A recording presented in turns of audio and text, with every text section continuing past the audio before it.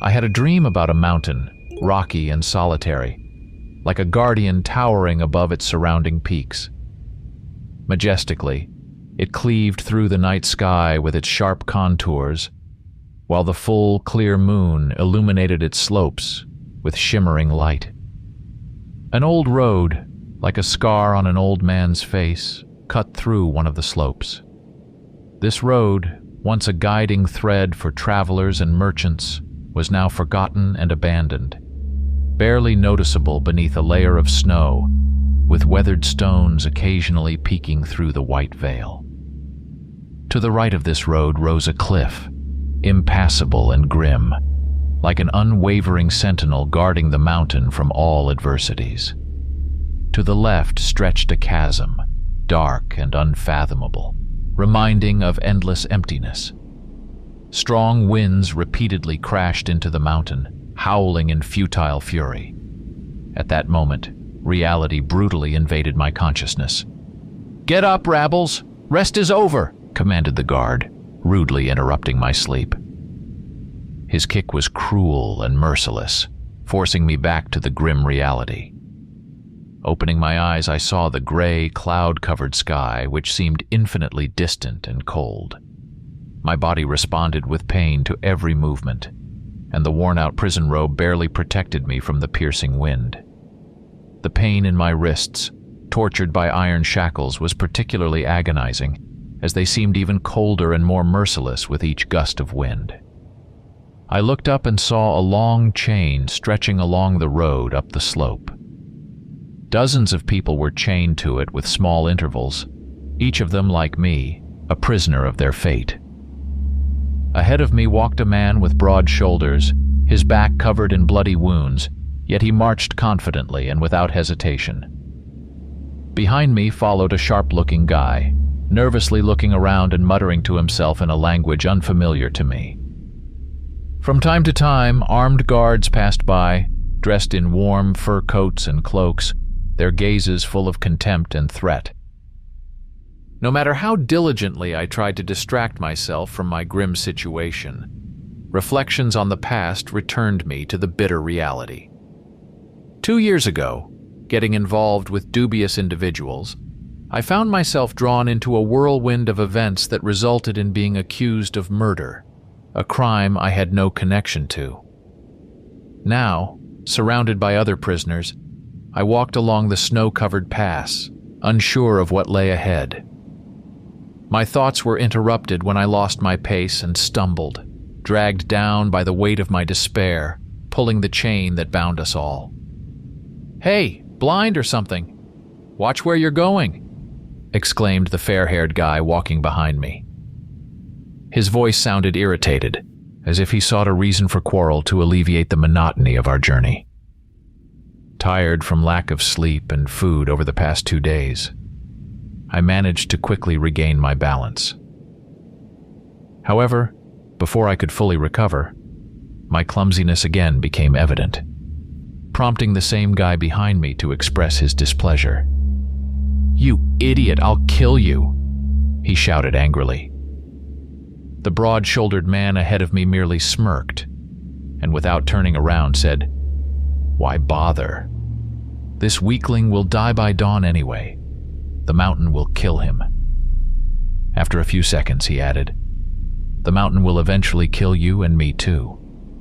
Just a little later. I really don't know what the guards are thinking, making us walk in such cold." His words were a grim reminder of the harshness of our conditions and nature's indifference to human suffering. The blonde guy seemed to have cooled down a bit. "Speak for yourself, idiot." "I plan on surviving," he retorted. His determination sounded convincing, but in our situation words meant little. I silently shook my head and focused on not falling again, thinking, what a charming pair. Suddenly, a third voice chimed in from somewhere behind me and joined the conversation. This voice sounded soft and intelligent. "Usually at this time of year it's much warmer here. We just got unlucky. Besides, I would advise you not to harm this guy." "Why's that?"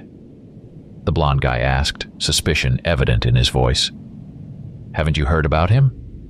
He's not like us, who ended up in prison because of debts, crimes, or misfortune. He's not from our league. This guy is from a gang of night rippers." The broad-shouldered man, now intrigued by the conversation, glanced back. "So what? Why should we be afraid of some gang member? Look at him. What can he do to me? That gang is known for its insane cruelty and bloodthirstiness. There might be other members among us. We're not protected here by anything or anyone. Do you really want to risk angering this gang?" The broad-shouldered man chuckled, unwilling to respond. The conversation among the prisoners abruptly ceased as a young guard approached us. He looked quite imposing in his leather jacket, wielding a baton. But there was no hint of cruelty in his voice. Rather, a sense of concern seemed to permeate it. "What's going on here?" he asked, surveying the prisoners. His gaze was filled with worry, which came as a surprise to everyone, including myself. A silence hung in the air until one stepped forward to respond. A prisoner with a gentle and calm voice. "Nothing much, sir. Just fatigue and cold getting to us, especially to our young friend over there." He nodded in my direction, and the guard's gaze shifted, filled with pity. "What are you looking at?" echoed in my mind, though I didn't dare to voice the question. The guard sighed, unclipped a flask from his belt, and handed it to me. "Bear with me a little longer, boy. We'll stop for the night soon. In the meantime, here, have some water." How kind of him, I thought to myself, appreciating his gesture. My thin frame and short stature, results of malnutrition, often led others to see me as significantly younger, which sometimes worked in my favor. But now, on the brink of being labeled almost a child, it only irritated me. Nevertheless, I was desperately thirsty. Just as I reached for the flask, a whack of a baton cut through the air, and I felt a sharp pain. Stumbling, I once again pulled the chain, eliciting curses from the blonde guy behind me. In the shadow of the abrupt and authoritative behavior, another guard, older and more stern than his younger counterpart, took position nearby. The blow I felt in my back was his doing. He didn't even bother to look at us prisoners, but his gaze, full of contempt, was directed at the junior guard. "What do you think you're doing?" His voice sounded like a verdict, filled with dissatisfaction and authority. The young guard, as if caught in the act, instantly faltered. "I was just giving this guy some water." His defense sounded unconvincing even to himself. "He'll get water along with the rest of them when we set up camp." The senior guard cut off any attempt at objection.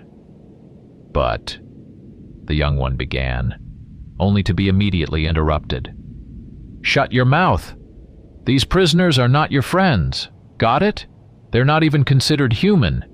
If you start treating them like humans, they'll take advantage of it." The young guard, with a glance of regret towards me, hung his head and returned the flask to its place. "If I see you trying to befriend them again, rookie, next time you'll taste my baton."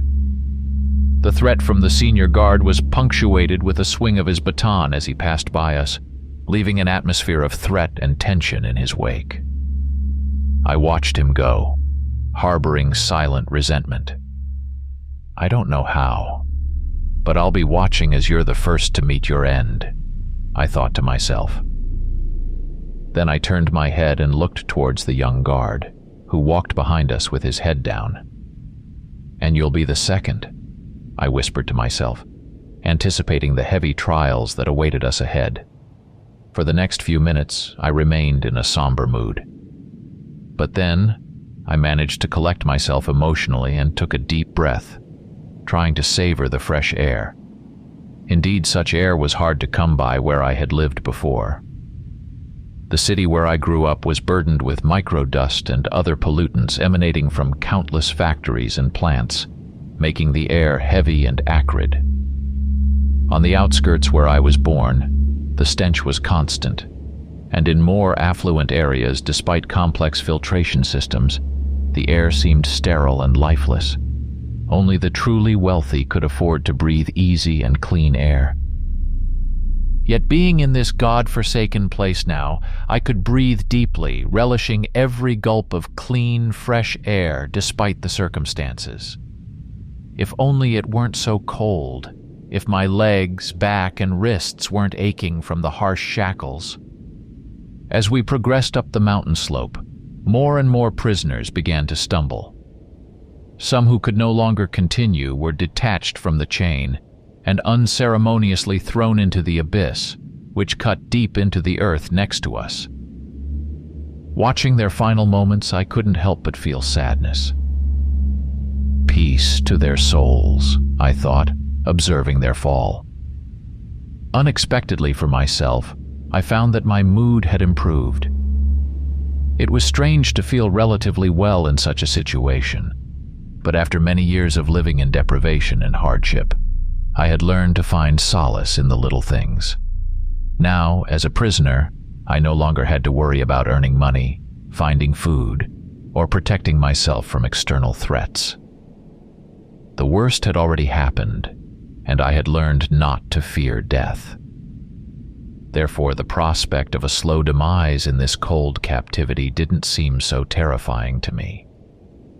When the order came to halt the prison caravan and prepare for the night, each of us, exhausted and trembling from the cold, gratefully collapsed to the ground.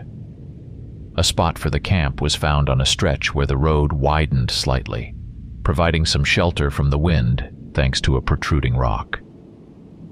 But even that was not enough to warm us in the piercing cold of this grim night. The guards began organizing the camp. Strictly and methodically, they gathered us together in a group so that the warmth of our bodies could help us withstand the cold. In the center of the circle we formed, a fire was lit, its flames immediately becoming the sole source of light and warmth in this darkness. Looking around, I noticed a young guard watching the mountain with a thoughtful expression on his face. What an oddball, I thought. Soon the fire was roaring. The strongest prisoners tried to get closer to the fire, while the weak, like myself, were forced to sit on the outer edge of the circle, with backs chilled from the cold.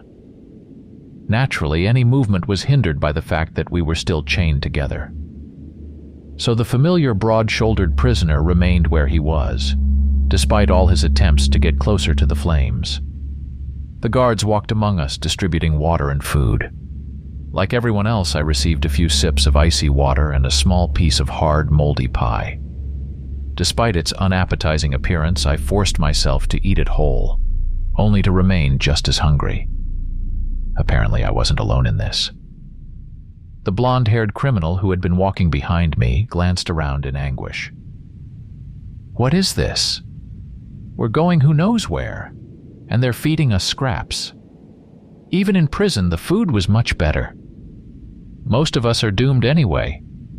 In prison, sure. Execution awaited us, but there must be a limit to how prisoners are treated.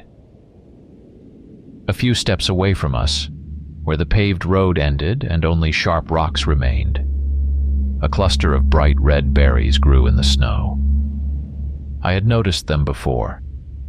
They clustered here and there along the road. I even noted how beautifully these hardy berries contrasted against the white backdrop.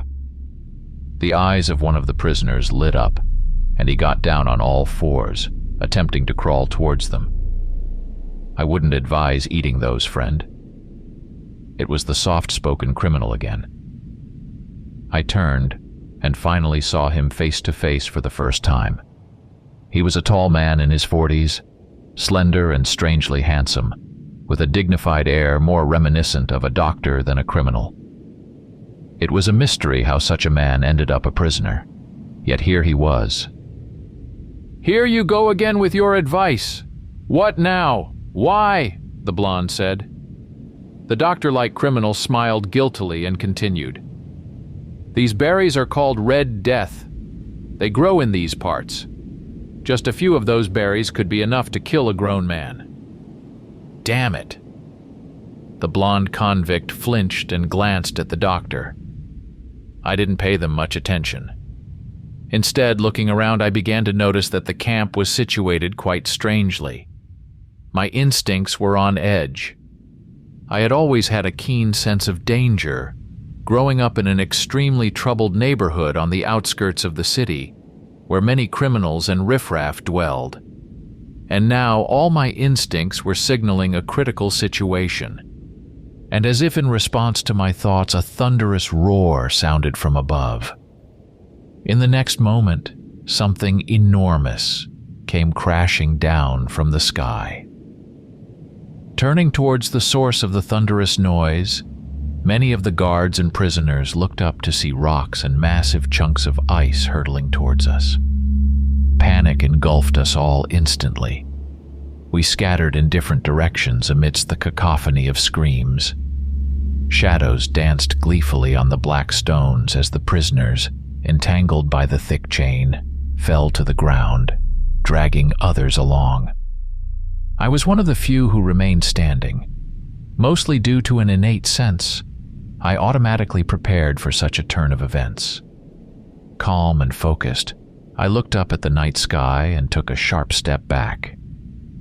The next moment, a chunk of ice the size of a human body fell to the ground right in front of me and shattered, showering everything around with sharp shards. The others weren't as quick. As ice and rocks continued to fall from the sky, many were injured, and some even perished. The air was filled with cries of agony. "Quickly, get up, you idiots! Run to the wall!" The experienced guard, the one who had struck me with a baton several hours ago, shouted angrily, trying to get us to move towards the relative safety of the mountain slope. However, before anyone could heed his order, something massive crashed down, causing the stones beneath our feet to tremble. It fell right between us and the mountain wall, plunging everything around into silence for a few seconds. Initially, the creature looked like an indistinct, massive lump of mud and snow, with the outlines of fangs and claws barely discernible. But as the creature began to straighten its limbs and rise, its size became evident. It was huge and loomed over the rocky plateau. Before us stood an imposing creature, resembling a wolf but much more frightening and grotesque. This creature is probably over 4 meters tall, I thought in astonishment. Tales of ancient ominous monsters had always seemed to me nothing more than legends. But now, unquestionably, a werewolf stood before me, seemingly ready to attack at any moment. The creature stood on its hind legs, displaying its powerful muscular body, slightly bent forward. Its front paws, disproportionately long and ending in sharp claws, seemed particularly menacing. What initially appeared to us as dirty snow was actually its fur, yellowish-gray and tattered, but dense enough to stop bullets. The monster's 2 black eyes with a reddish tint stared intently at the prisoners and guards, sparkling with an insatiable desire to kill, as if assessing each of us as potential prey. Beneath the eyes was an imposing muzzle, crowned with a terrifying, massive mouth, literally bristling with sharp teeth. Thick saliva dripped from its mouth, slowly dripping onto the snow. However, most alarming was watching the werewolf's swollen veins relentlessly pulsating beneath its skin, their movement resembling living tendrils. I could see them vividly because, unfortunately, I was one of those unlucky individuals closest to the monster, getting a front-row view of this nauseating spectacle. Well, this is just too much already, he thought, stunned. As soon as I finished this thought, hell broke loose. The creature lunged, slashing its claws directly towards me. But I was one step ahead. Without wasting a second, I leaped aside, as much as the chain allowed, and positioned the broad-shouldered prisoner between myself and the monster. Years of life on the outskirts, honing my instincts, saved my life. Within a split second, the sharp, sword-like claws pierced through the broad-shouldered man, sending sprays of blood into the air. Drenched in hot liquid, I fell to the ground, and the broad-shouldered criminal, now just a corpse, collapsed on top of me. Damn, why are you so heavy? Temporarily blinded by the fallen body, I heard a soul-chilling roar and felt a massive shadow passing over me. Immediately after, the night was filled with a deafening chorus of screams and gunshots. Paying no attention to the piercing sounds, I tried to flip the corpse onto its side but was interrupted by a strong tug of the chain, wrenching my wrist and flooding my consciousness with sharp pain. Disoriented, I felt myself being dragged to the side for a few steps, but then the chain suddenly loosened and I could move my arms again. Well, it could have been worse. Though, what could be worse than this situation? I thought again. Pressing my palms against the dead man's chest, I pushed with all my might. The heavy corpse stubbornly resisted all my efforts, but eventually toppled onto its side, freeing me. However, before I could celebrate my newfound freedom, my blood ran cold. Because at that moment, as my hands were still pressed against the bleeding body, I distinctly felt something writhing beneath the dead man's skin. His veins began to swell. You just had to think that things could get even worse, didn't you, idiot? I thought, shuddering. Kicking the corpse away with my feet, I crawled away from it as far as I could, about 1.5 meters, thanks to the ubiquitous chain. Quickly scanning around, I noticed a multitude of dancing shadows and the silhouette of the monster raging among the screaming prisoners and guards at the opposite end of the stone plateau. Then my gaze settled on the dead body, which began to convulse with increasing strength. On the opposite side of the body, with a slack jaw and a look of horror on his face, stood that same blonde man. I waved my hand to get his attention. "What are you staring at, fool? Get away from him." The blonde criminal attempted to, but promptly fell. The chain twisted between the three of us, pinned down by the weight of a broad-shouldered man. I clenched my jaws, engulfed by a fear that seemed to have accompanied me all my life. Fear had become an integral part of my existence, almost a familiar backdrop to my wretched life. But the events unfolding right before me were difficult to comprehend altogether. This was a situation I had never encountered before. The feeling I experienced now surpassed simple fear. It was so powerful and all-encompassing that I couldn't even describe it in words. Nightmarish metamorphoses were taking place with the corpse of the prisoner. Strange bony protrusions pierced through the skin, elongating like spikes. Muscles swelled and writhed, as if trying to change their shape. Nails turned into sharp claws, the face cracked and split open, revealing a twisted maw with too many rows of bloodied needle-like fangs. "This is wrong," I shuddered, feeling a strong urge to empty my stomach. "The chain!" suddenly shouted the doctor inmate, just a few steps behind, pointing at his shackles with a ghostly pale face. This remark wasn't particularly helpful, but given the circumstances, his shock was understandable. Being chained in shackles was bad enough, but being shackled to such horror was truly unfair. The werewolf was infecting other people, spawning reduced copies of itself, and I found myself chained to such a creature, my fate always intricately and grimly entwined with me. Since childhood, luck had never been on my side. Abandoned by my mother in one of the most dangerous places on the outskirts of the city, I spent my entire life fighting for survival. I was ignored, beaten, deceived, and often left hungry. Eventually, I joined a gang of night rippers. However, when I saved their leader's life, as a thank you, he betrayed me, sending me to prison to protect his son. And now I stood face to face with a zombie werewolf. My life seemed to be an endless succession of cosmic injustice. Whether it was fair or not, now only one person could save me. That was myself. The broad-shouldered man, or rather what was left of him, slowly rose, his mouth emitting strange clicking sounds. Without giving him time to fully recover, I cursed and leaped forward, grabbing hold of the long, weakened chain. One of the creature's hands, now fully equipped with 5 sharp claws, lunged forward to meet me, but I dodged with a calculated move. I had used this trick many times when trying to evade blows from drunken passers-by in the dark alleys of the city. This time, it wasn't quick reflexes that saved me, but simple composure. Perhaps I hadn't learned any fancy combat moves, but the streets were also a kind of teacher. As I said, I had spent my whole life fighting for survival, and this experience allowed me to keep a cool head in the midst of any conflict. So instead of freezing or being consumed by fear and doubt, I simply acted.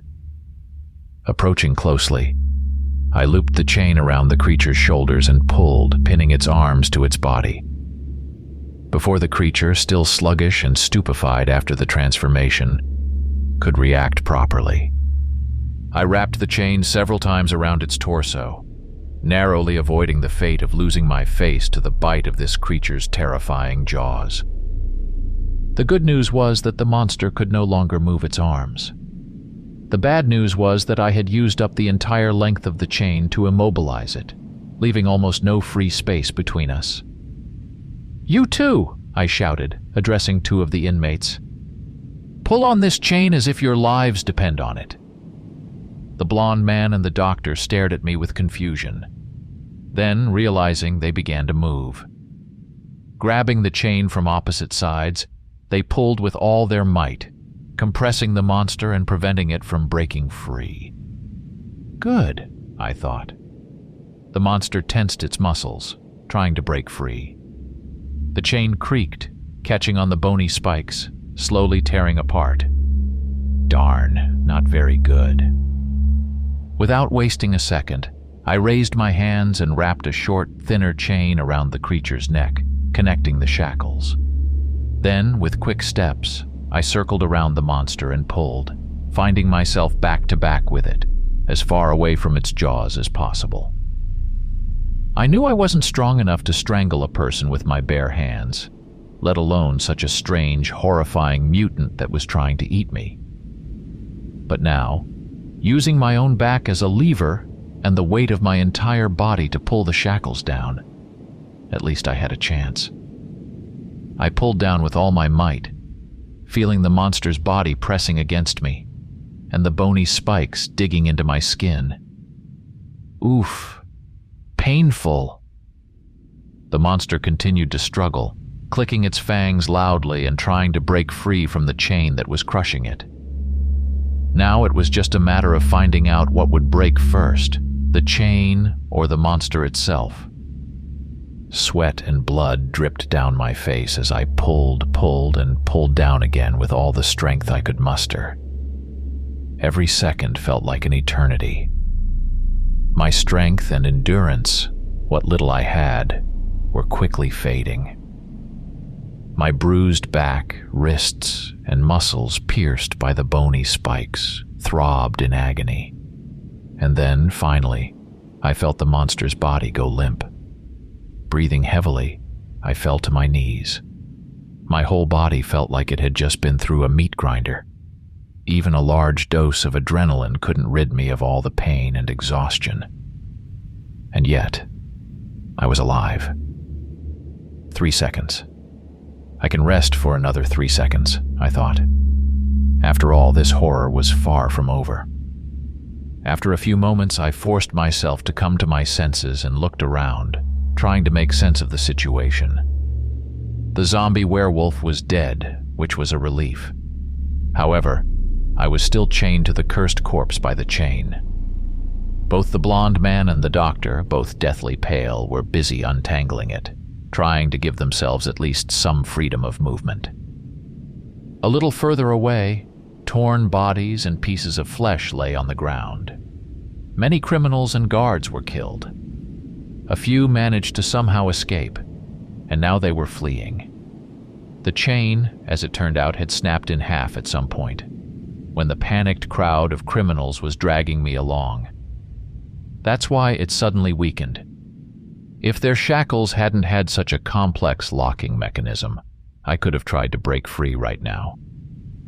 However, each pair of shackles was attached to a specific link. Without unfastening them, no one would go anywhere. The instigator of this massacre, the main werewolf, was hidden from view by the bright light of the bonfire.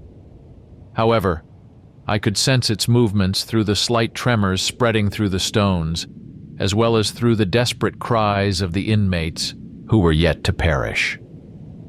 Angry shouts could also be heard, indicating that some guards were still alive and desperately trying to fend off the monster. But what caught my attention the most was the fact that several maimed bodies began to move. "This is the last thing we needed!" One after another, 4 more corpses slowly rose to their feet.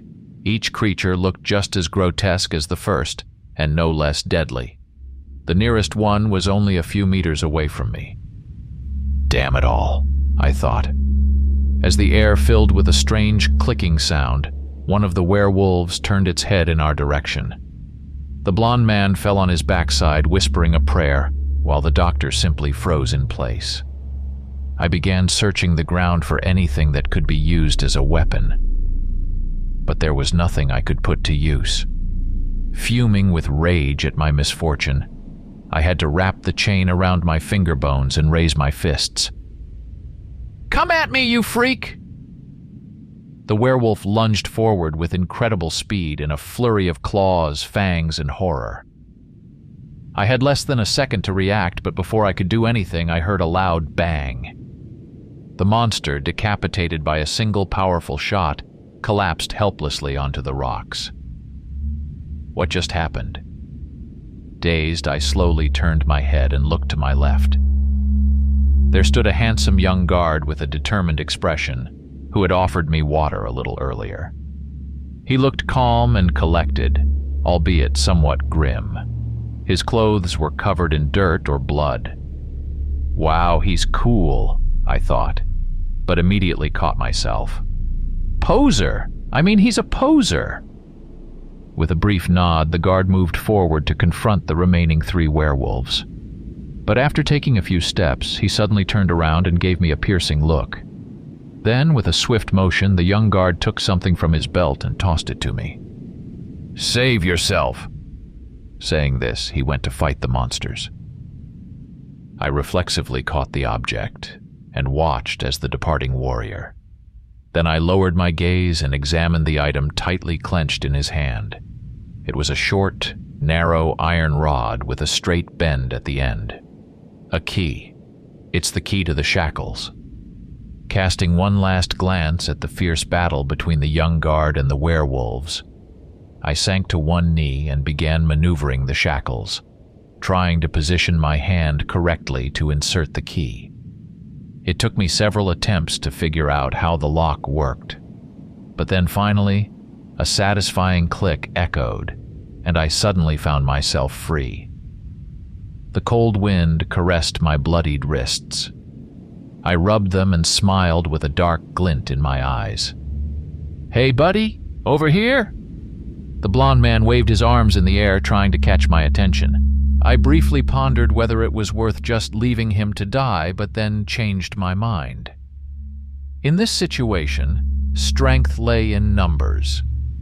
Besides, despite previous death threats and general animosity from the blond man, I didn't want to leave him chained up, especially since it cost me nothing to free him. I hurried over to the 2 inmates and quickly liberated them from their shackles. Once the blond man was free, he pushed me away and performed a little dance, laughing like a maniac. Ah, finally we're free. The doctor inmate was more reserved. He squeezed my shoulder in gratitude and offered a weak smile, casting a tense glance towards the fierce battle. 2 out of the 3 werewolves were already dead, and the 3rd was missing a hand.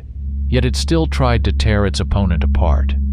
The young guard ran from it, taking cover behind the rocks, and continued shooting, moving with graceful agility as if he were a hero from an action movie.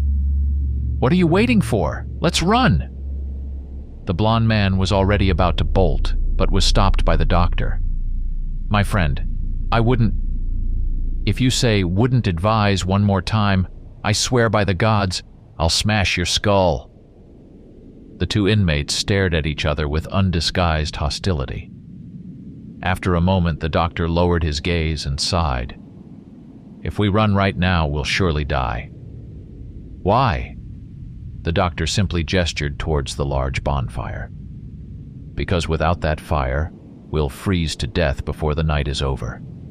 Running away before the sunrise would be suicide." I said nothing, knowing that this criminal was right. In fact, I realized it immediately after strangling the monster. As horrifying as the main werewolf was, the bonfire remained our only salvation in this icy hell. Everything was just as the broad-shouldered inmate had said. May he rest in peace. There was no need for anyone to kill us, because the mountain itself would do so if given the chance. Well, I'd still prefer to freeze to death than be eaten by those monsters, not to mention turning into one of those creatures. The blond man pretended to be brave, but there was no conviction in his voice. He glanced at the darkness surrounding the stone platform and shuddered, taking a small step back. By this point, the third transformed werewolf was already dead, and the young guard was nowhere to be seen.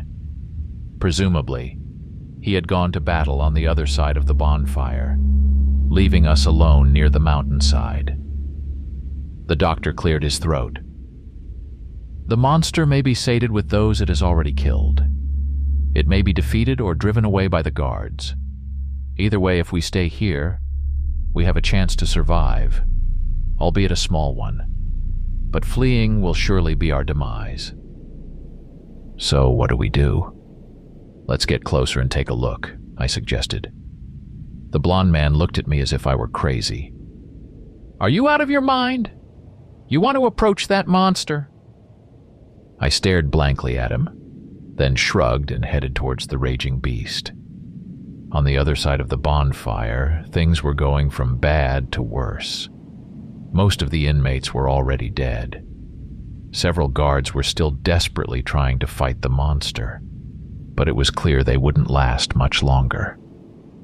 Right before my eyes, the werewolf grabbed a dead criminal, dragging him along with the chain, and opened its terrifying mouth wide.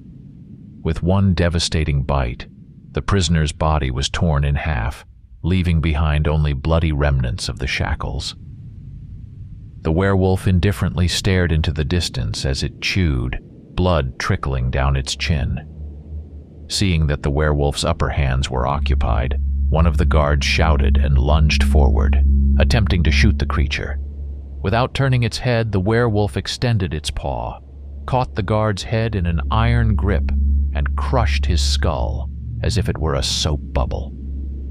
Moments later, the headless body was thrown off the cliff and disappeared into the abyss.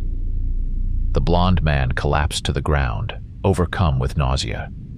Then, staggering to his feet, he looked at me. Well, we've seen it, so what now?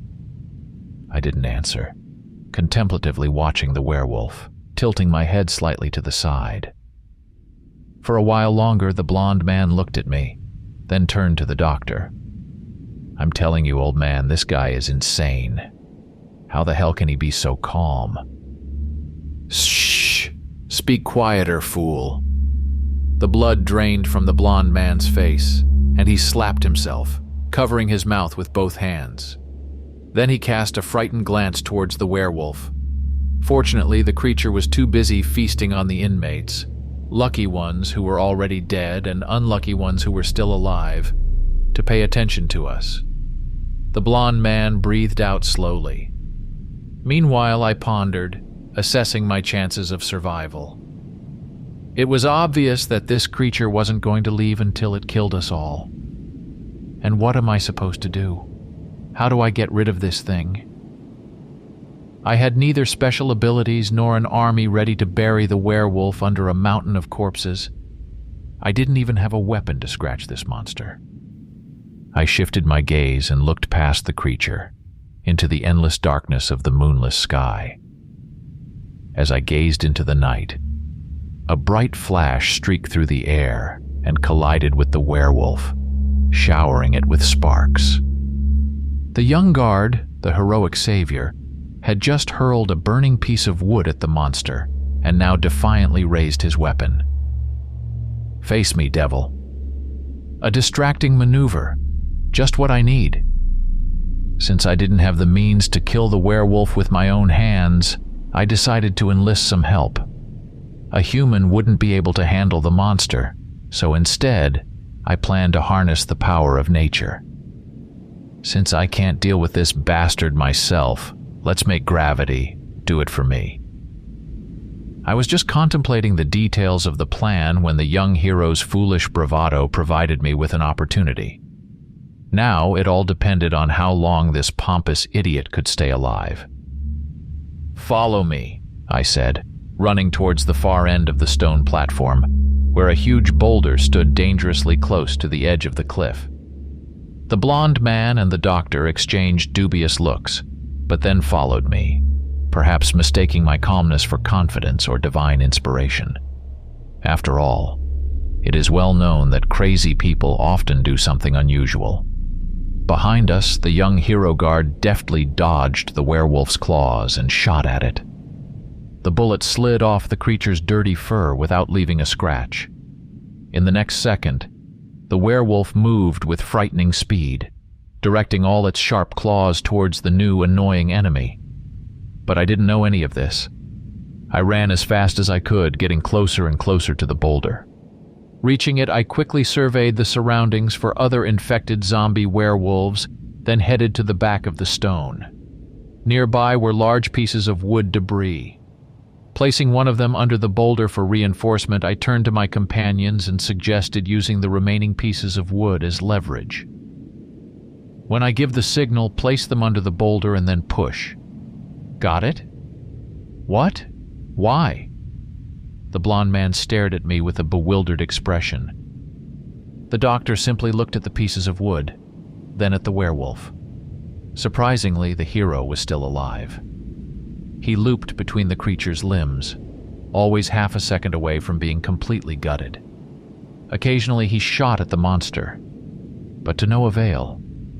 The werewolf's fur was too thick, and its skin too tough for conventional weapons to harm it. A hint of concern appeared on the young guard's face. All the other guards, as far as I could see, were already dead, so it was very important that this one in particular survived a little longer. "Don't die yet," I thought, and to the blonde man I simply said, "You'll see." In the next moment I started attaching the chains to the boulder. A muffled cry rang out, and I noticed out of the corner of my eye that the hero was flying through the air, finally struck by one of the werewolf's blows.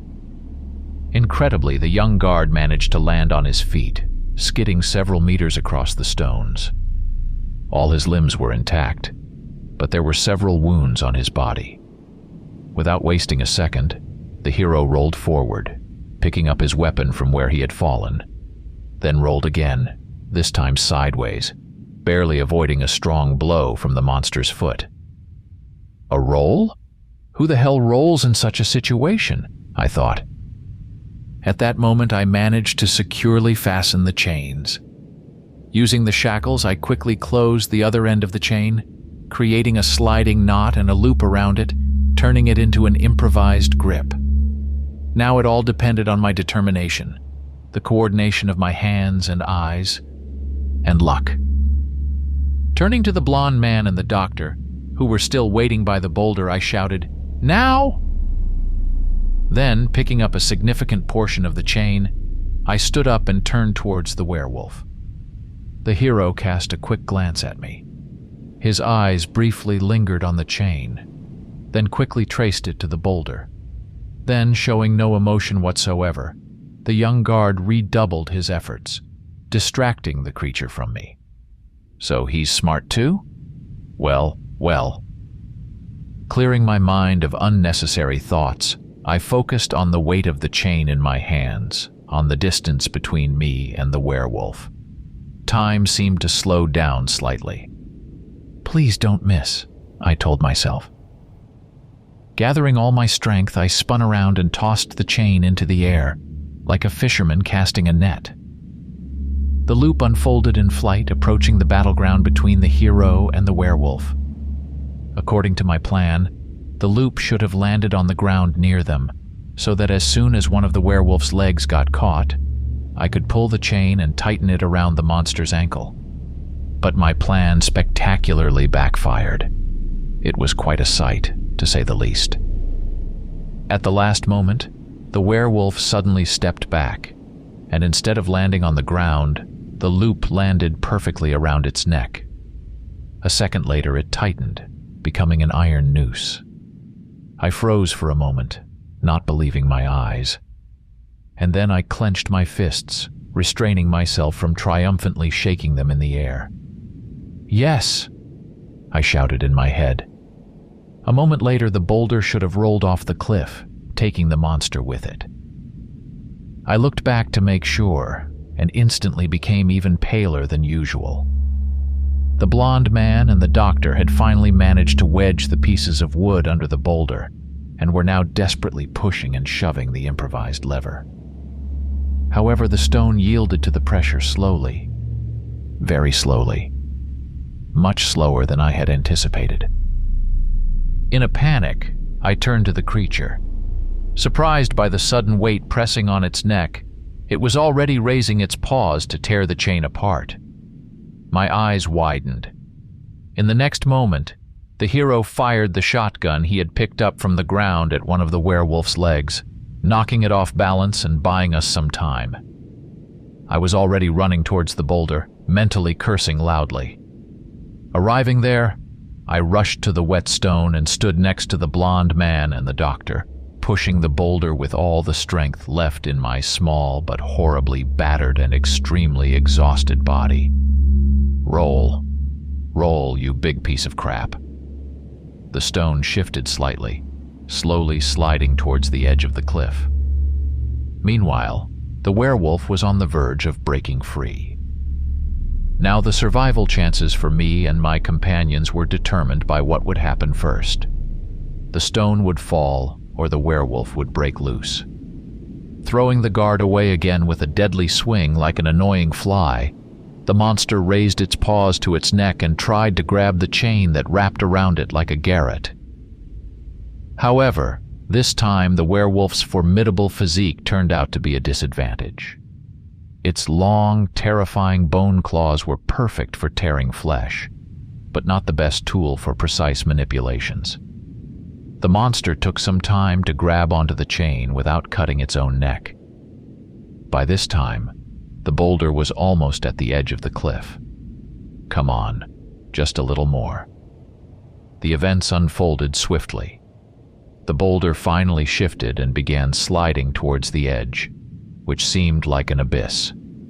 The werewolf instantly turned towards us, its red-black eyes flashing with rage as it emitted a menacing growl. The boulder reached the edge. The blonde man and the doctor lost their balance and fell to the ground as the wooden pieces slipped out from under the boulder's weight. I remained standing and cast one final glance at the towering monster before I slammed my shoulder into the stone, leaning into it with all my weight. The boulder lost its balance completely and toppled over the edge, scraping heavily against the uneven stones. I stumbled forward and landed on my knees, barely avoiding falling off the cliff. Turning my head to the creature, I gave it a malicious grin. The werewolf attempted to lunge at me, but it was too late. In the next moment, the chain around its neck tightened, and with immense force, it lurched to the side, soaring over the cliff's edge like a rag doll. The creature fell silently into the darkness, as if refusing to believe that it had been defeated by a tiny human. Die, I thought. Then I took a deep, ragged breath and slumped to the ground, utterly exhausted. I lay on the cold stones, gazing up at the night sky. The pain, which I had previously preferred to ignore, began to wash over my battered body in waves. I groaned. The skin on my back, pierced by bony spikes, was particularly agonizing. I also started to shiver, once again overwhelmed by the chilling cold. A dark figure loomed over me. It was the young guard, calm and handsome as ever. His clothes were torn and covered in dirt and blood, but otherwise the young guard was fine. He reached out his hand. "Get up, or you'll freeze to death." I sighed and gritted my teeth, slowly rising to my feet, ignoring the guard's hand. Around us lay a scene of utter carnage. Apart from the three of us prisoners and the young guard, all the other members of our prison caravan were dead. Their bodies lay strewn on the ground, horribly maimed or torn to pieces. Here and there, the disgusting carcasses of zombie werewolves could be seen. The shadows cast by the fire danced merrily on the stone platform, seemingly unperturbed by the gruesome sight. I was too tired to pay it any mind.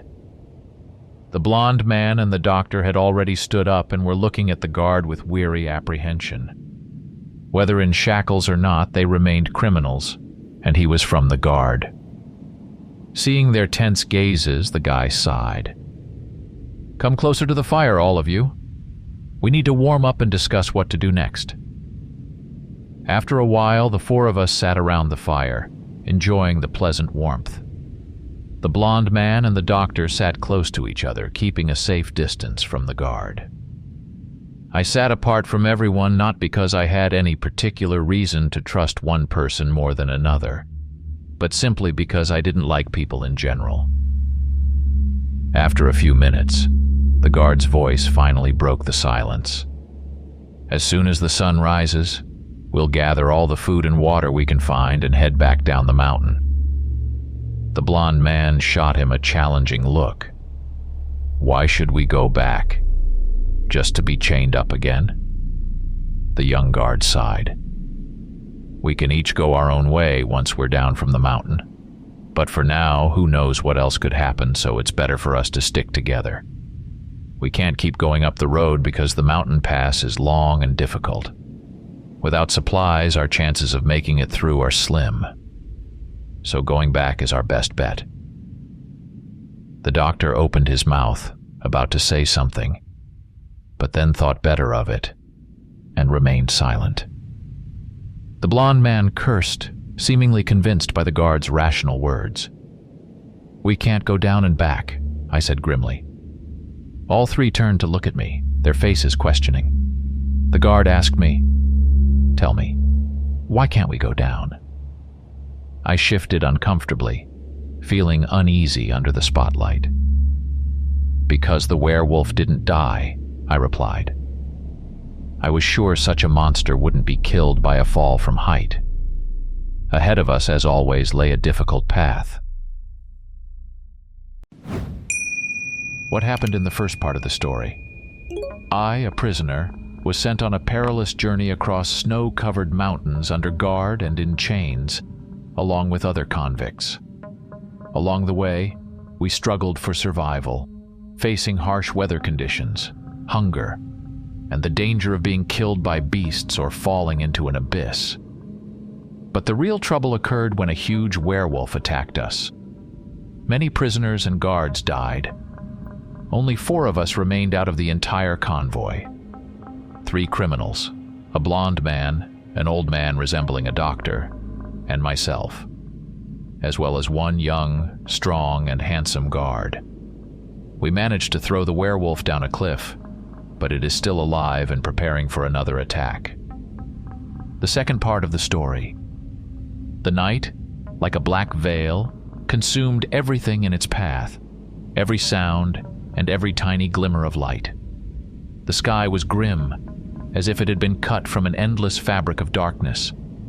The moon hung high above, cold-blooded and indifferent to the happenings below. Its light bathed the earth in a pale, cold glow, like a lamp in a lonely corridor. The weak light only emphasized the abyss of darkness surrounding it. The cold pierced through the campfire, its flames tossing and turning in rhythm with the winds, battling against the relentless chill. The night was silent, occasionally broken by the whistle of the wind and the crackling of the burning wood in the fire. "We cannot go down," I said gloomily. The 3 survivors turned to look at me. The young guard spoke first. "Tell us, why can't we go down?" I shifted uncomfortably, feeling the weight of their attention. Because the monster didn't die. These grim words hung in the air. 3 pairs of eyes stared at me, widening in surprise. "How did you come to that conclusion?" After a moment's reflection, I concluded that the werewolf was indeed still alive. Everything pointed to it. I pointed upwards. This creature made a jump from a staggering height, landing here in the path of our convoy of prisoners without a scratch. Why would it have died from falling off a cliff? Neither the guard nor the other prisoners could refute my reasoning. I continued. "This means the beast is still alive, somewhere down the slope of the mountain. Therefore, by turning back, we would be walking right into its jaws." The blond man cursed loudly and crawled closer to the fire, peering into the darkness with terror in his eyes. The prisoner, resembling a doctor, rubbed his temples, murmuring, "Of course. Why didn't I realize that?"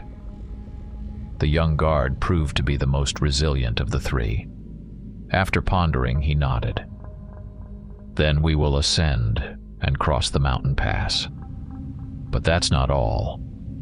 He looked in the direction where the werewolf had fallen.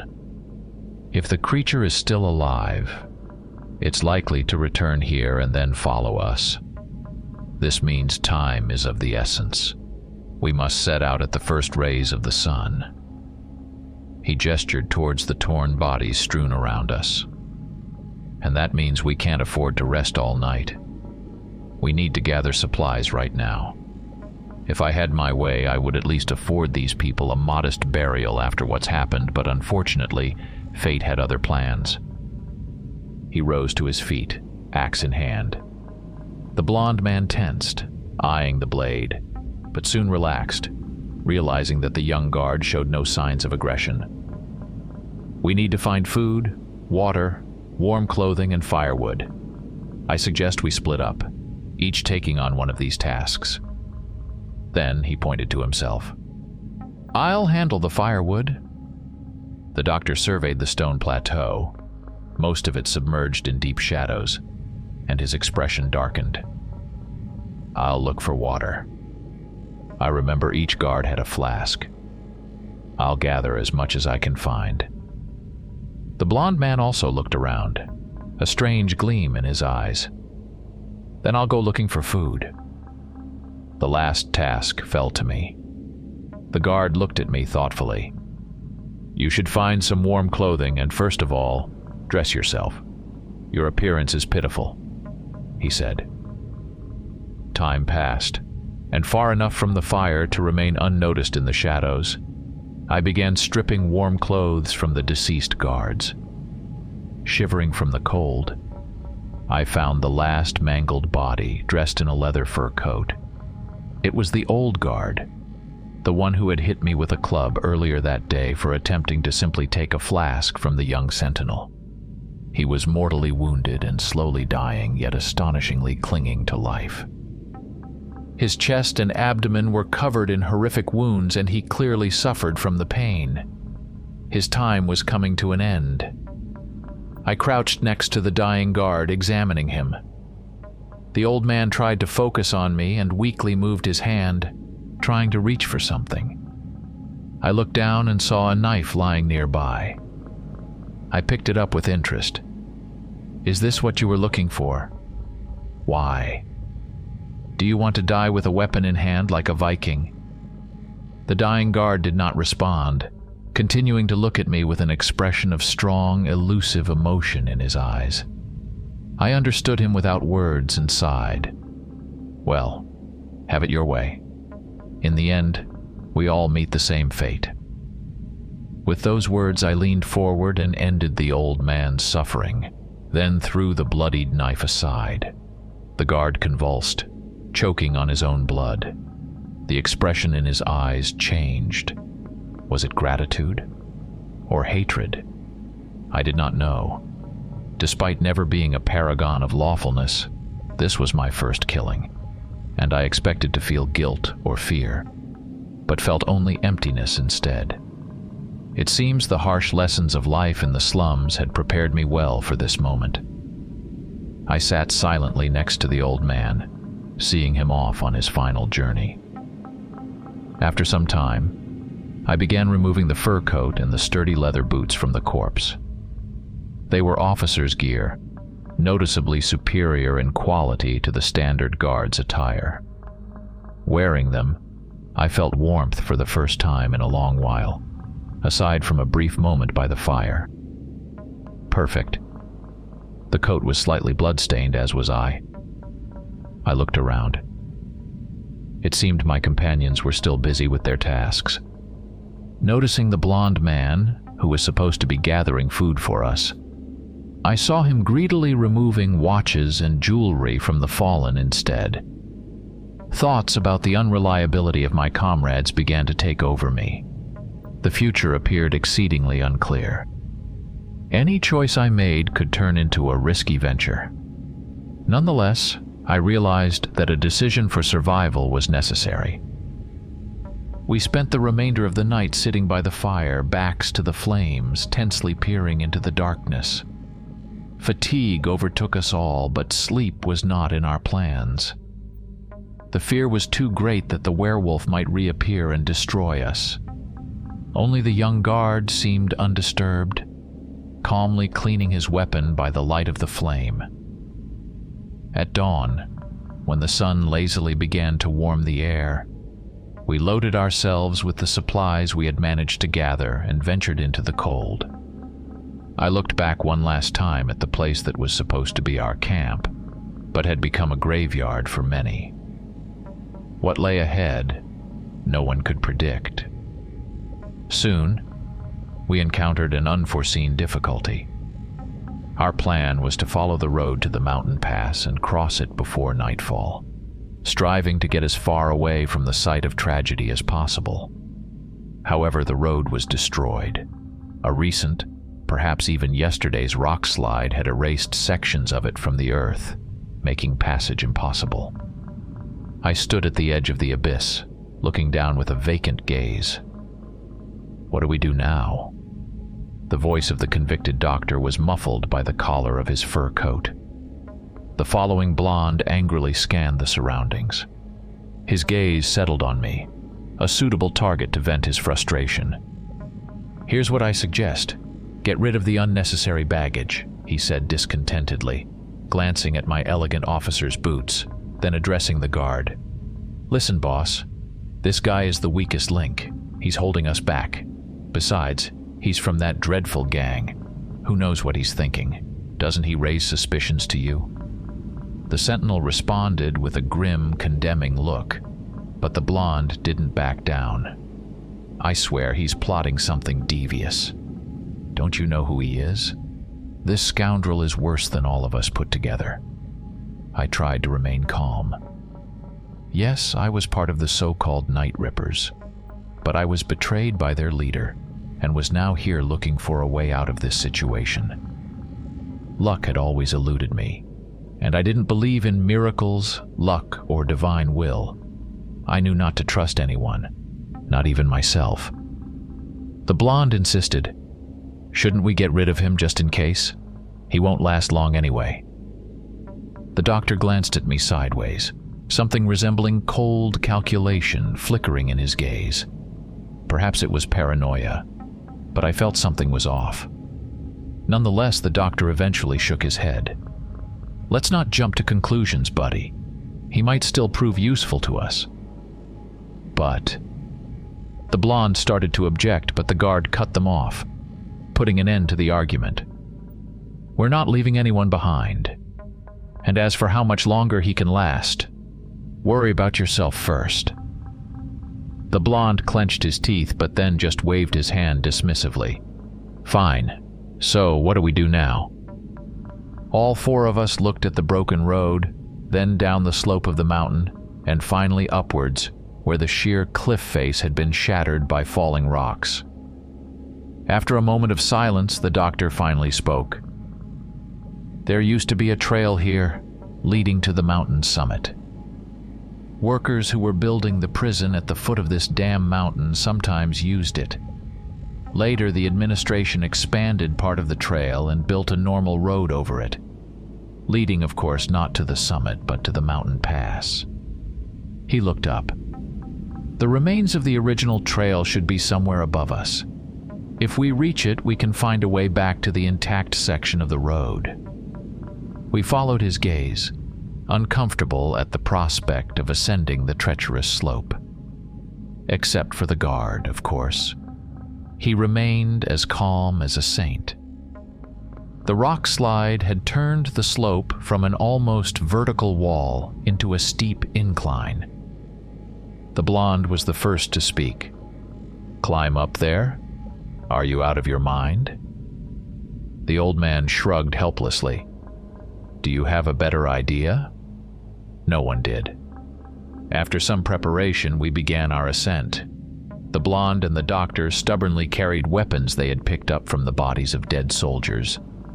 But with some regret, I decided to leave my newly acquired rifle behind. I knew this climb would be a test of endurance. The weapon might not seem too heavy now, but very soon, every extra ounce would feel like a ton. As the weakest member of the group, I was already struggling to keep on my feet, so the choice was small. Walking on the mountain road with supplies on our shoulders was hard enough, but the climb itself proved to be pure torture. Within half an hour, I felt my muscles were about to melt, and my lungs were on the verge of bursting. Gritting my teeth, I continued to move forward and upwards. I had to constantly remind myself to watch how I stepped. On this unstable, icy slope, one wrong move was enough to send a person tumbling down to their death. Just think of something pleasant. But what pleasant thoughts could I possibly have? I remembered when, still a teenager, I found myself in one of the cheap brothels. The slums where I grew up had many such dubious establishments. But that day, the brothel was hosting a cabaret, and I saw the most beautiful woman on stage. Her name was Victoria. Big eyes, plump lips, and luxurious red hair below her shoulders. I fell in love with her at first sight. But she was a star, and I was a street urchin. It was because of her I joined the Night Rippers gang. And because of her, I continue to cling to life to this day. My fate is my curse. But I didn't want to reconcile with my destiny. With all the shit she dragged me through, I should get some reward, and now it's freedom, I thought. Freedom and Victoria, and I want to see her again, even just once, and maybe I really do have a chance. But in the next second, I cursed, feeling that this attempt to treat the wishful as real only made me more depressed and angry.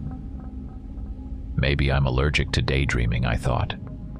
Such an allergy would indeed be ironic, considering I was destined to spend half of my remaining life in prison if caught, and if I even lived long enough. However, my mental escape from reality wasn't entirely futile. Lifting my gaze from the slippery stones under my feet, I noticed the sun had significantly lowered. Thinking about it, the air seemed much colder too. At least it helped pass the time, I thought. Night was approaching. By the time we decided to stop, I was on the verge of fainting. After long hours traversing the uneven mountain slope, my body was almost at its limit. However, to everyone's surprise, it seemed the blonde was even worse off. The dim-witted prisoner's eyes were cloudy and unfocused, aimlessly wandering. His breathing was uneven and shallow, as if something was pressing on his lungs. He looked sick, as though he had a fever. As soon as the guard found a suitable spot for camp, the blonde simply collapsed to the ground. The most frightening part was the absence of the angry curses we had gotten used to. The criminal lay quiet and motionless, only the movement of his chest revealing he was still alive. A few moments later, with a trembling hand, he uncorked his flask and greedily took several large gulps. "Conserve the water," said the young guard, a hint of concern somehow making its way into his usually stoic voice. Ignoring these words, the blonde drank more, completely emptying the flask. The doctor didn't look much better than him. The strenuous climb had severely taxed the older prisoner. Despite the unbearable cold, he was sweating, with bloodshot eyes and a grim expression on his face. Being the weakest of the survivors, I somehow managed to endure better than everyone else. "Can't we just melt snow when we run out of water?" the old man said. The guard gave the doctor a significant look. "There might come a time when we can't light a fire to avoid attracting unwanted attention." No one commented, understanding all too well whose attention we needed to avoid. The memory of how horrific the werewolf seemed was still fresh in our minds. Fortunately, this time the guard managed to find a natural niche in the mountain slope, sheltered behind a narrow outcropping. The fire was well hidden by stones, allowing us to enjoy its warmth without fear of being spotted. No one was in the mood to talk, so we simply roasted pieces of raw meat over the fire and ate in silence. By the time the sky had darkened completely, the blonde and the doctor were already asleep, ensnared in their own nightmares. The guard pulled out his weapon and approached the edge of the cliff outcrop. "Try to get some rest too. I'll keep watch first," he said to me. I nodded at him and lay down by the fire, dead tired. As soon as my head touched the ground, my consciousness plunged into darkness. It seemed like only a second later when someone gently shook and woke me up. Stiff and disoriented, I blinked several times and finally noticed the guard looming over me. Those two didn't look too good, so it's better to give them some time to recover. Don't let the fire go out and wake us at dawn, or if the beast shows up. I silently stood up and swapped places with the guard, who added a couple of logs to the fire and soon fell into a deep sleep. I was left alone for several hours. The night turned out to be surprisingly bright. All clouds had vanished, and the sky bloomed with a multitude of twinkling stars. The large moon illuminated the surroundings as if it were daytime. I sat quietly, looking in the direction we had come from. Despite the progress we had made during the day, I could still see the strip of road. I could even trace it all the way to the stone plateau where the battle with the werewolf had taken place. Tiny dots speckling the stones were the bodies of prisoners and guards. As I watched, a dark figure slowly crawled out from the ravine. It remained motionless for a while, then moved forward, scraping its claws against the stones.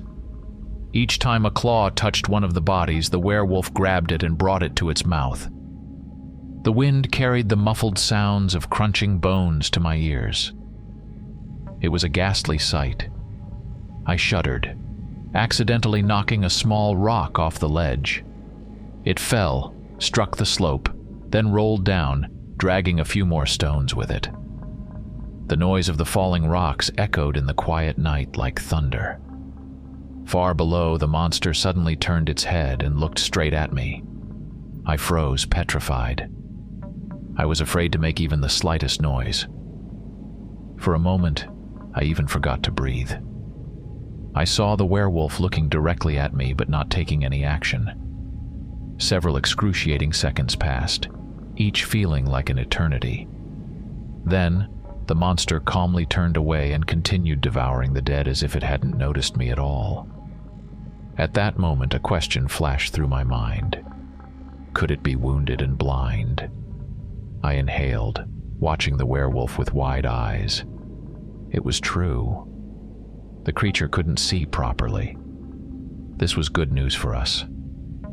Remembering everything that happened earlier, last night, I became more and more convinced of my guess. When I had pushed the stone off the cliff, the werewolf reacted only after the rock began to fall, loudly scraping against the stones. Apparently during the battle, someone had injured its eyes. Now, everything made sense. At dawn, I woke the others. The guard hoped a full night's rest would benefit the blonde and the doctor, but his hopes were not fulfilled. Both prisoners looked even worse than before. It seemed the previous day's climb had overly strained the old criminal. However, the blonde's condition couldn't be explained by mere exhaustion. He was deathly pale and trembling, with half-conscious eyes and a lost gaze. What's wrong with him? The doctor, not feeling too well himself, shook his head helplessly. It might be altitude sickness. It affects everyone differently. His voice sounded hoarse and weak. "I'm fine, idiots. Leave me alone." The blonde struggled to form coherent sentences, but insisted he was all right. The guard frowned, then took the bulk of the supplies that the blonde was supposed to carry and added them to his own load. After a moment's hesitation, he handed some to me as well. "Did anything happen while we were sleeping?" He stared at me for a few seconds. "The monster ate the dead," I said briefly. The young soldier's frown deepened. "I heard and saw it," I added. The guard approached the edge of the cliff and looked down, trying to discern the distant stone plateau. After a minute or so, he clenched his jaws, showing signs of uncertainty for the first time. "Then we'll have to move faster. If the creature finishes with all the bodies, it will come after us. We need to find this old trail before nightfall." Frightened and disheartened, we resumed our journey and continued the ascent. I was slowly dying under the added weight. This is hell, I thought. We climbed higher and higher. The sun rose with them, slowly approaching its zenith. There were no conversations, no laughter, only the sound of labored breathing. Each of the survivors focused on their steps and maintaining balance. However, the blonde fell increasingly behind. His strength was leaving him. And then, at a certain moment, I heard a desperate scream. Turning around, I caught just a glimpse of a panicked face. Then, the blonde slipped backward, his foot slipping on an icy stone. He hit the ground hard and tumbled down, desperately trying to grab onto something. But it was too late. Powerless to do anything, we could only watch as his body rolled down the slope, leaving bloody traces on the stones. With each second, the blonde resembled a human less and more a rag doll. After a few moments, he finally stopped, crashing into a large protruding stone, and turned into a heap of torn flesh. The blonde man died. We stood still, looking down in anxious silence. What happened to the blonde was not a shock to us, but it was still hard to digest. An ominous feeling settled in my heart.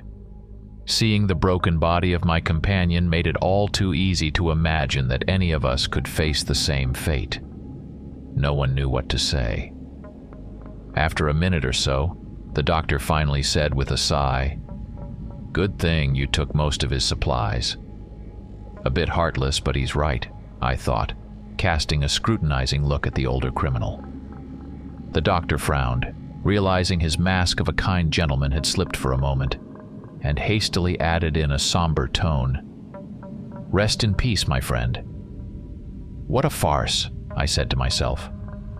In reality, I didn't believe his kind words for a second. Every kid from the slums knew to be wary of people who acted kindly without reason. They were either fools or monsters. The doctor didn't seem like a fool, so I've been wary of him since we met. As I've said, I'm still alive because I was and remain a distrustful cynic, and now was no time to change. "We need to keep moving," the young guard said, casting one last look downwards. His voice was steady, but I felt there were emotions hidden behind it. I just couldn't understand what they were. The doctor sighed and also turned away. I continued to look at the blood-stained stones for a few more seconds. Why do I feel so guilty? I wondered, puzzled by this unexpected reaction. He got what he deserved. Slightly disturbed, I turned and followed the two remaining companions. Ascending at such an altitude became increasingly difficult. The wind hit us with a force capable of knocking an unwary person off balance, making each step seem risky. The air became too thin for breathing. Due to the lack of oxygen, I began to feel dizzy and nauseous. It seemed we were all slowly suffocating. Altitude sickness is not something you can simply overcome by force of will. It's elusive yet dominating, striking the strong and the weak alike, regardless of their physical form and endurance.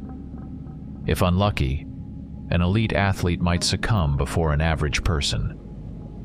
It was just a matter of the body's innate ability to adapt. The lucky ones might deal with the illness, experiencing only mild symptoms. The rest could end up incapacitated for days or weeks, suffering from various excruciating side effects. Some even died. As if all this wasn't enough, it was getting colder over time. Warm clothes and fur were no longer sufficient to ward off the cold.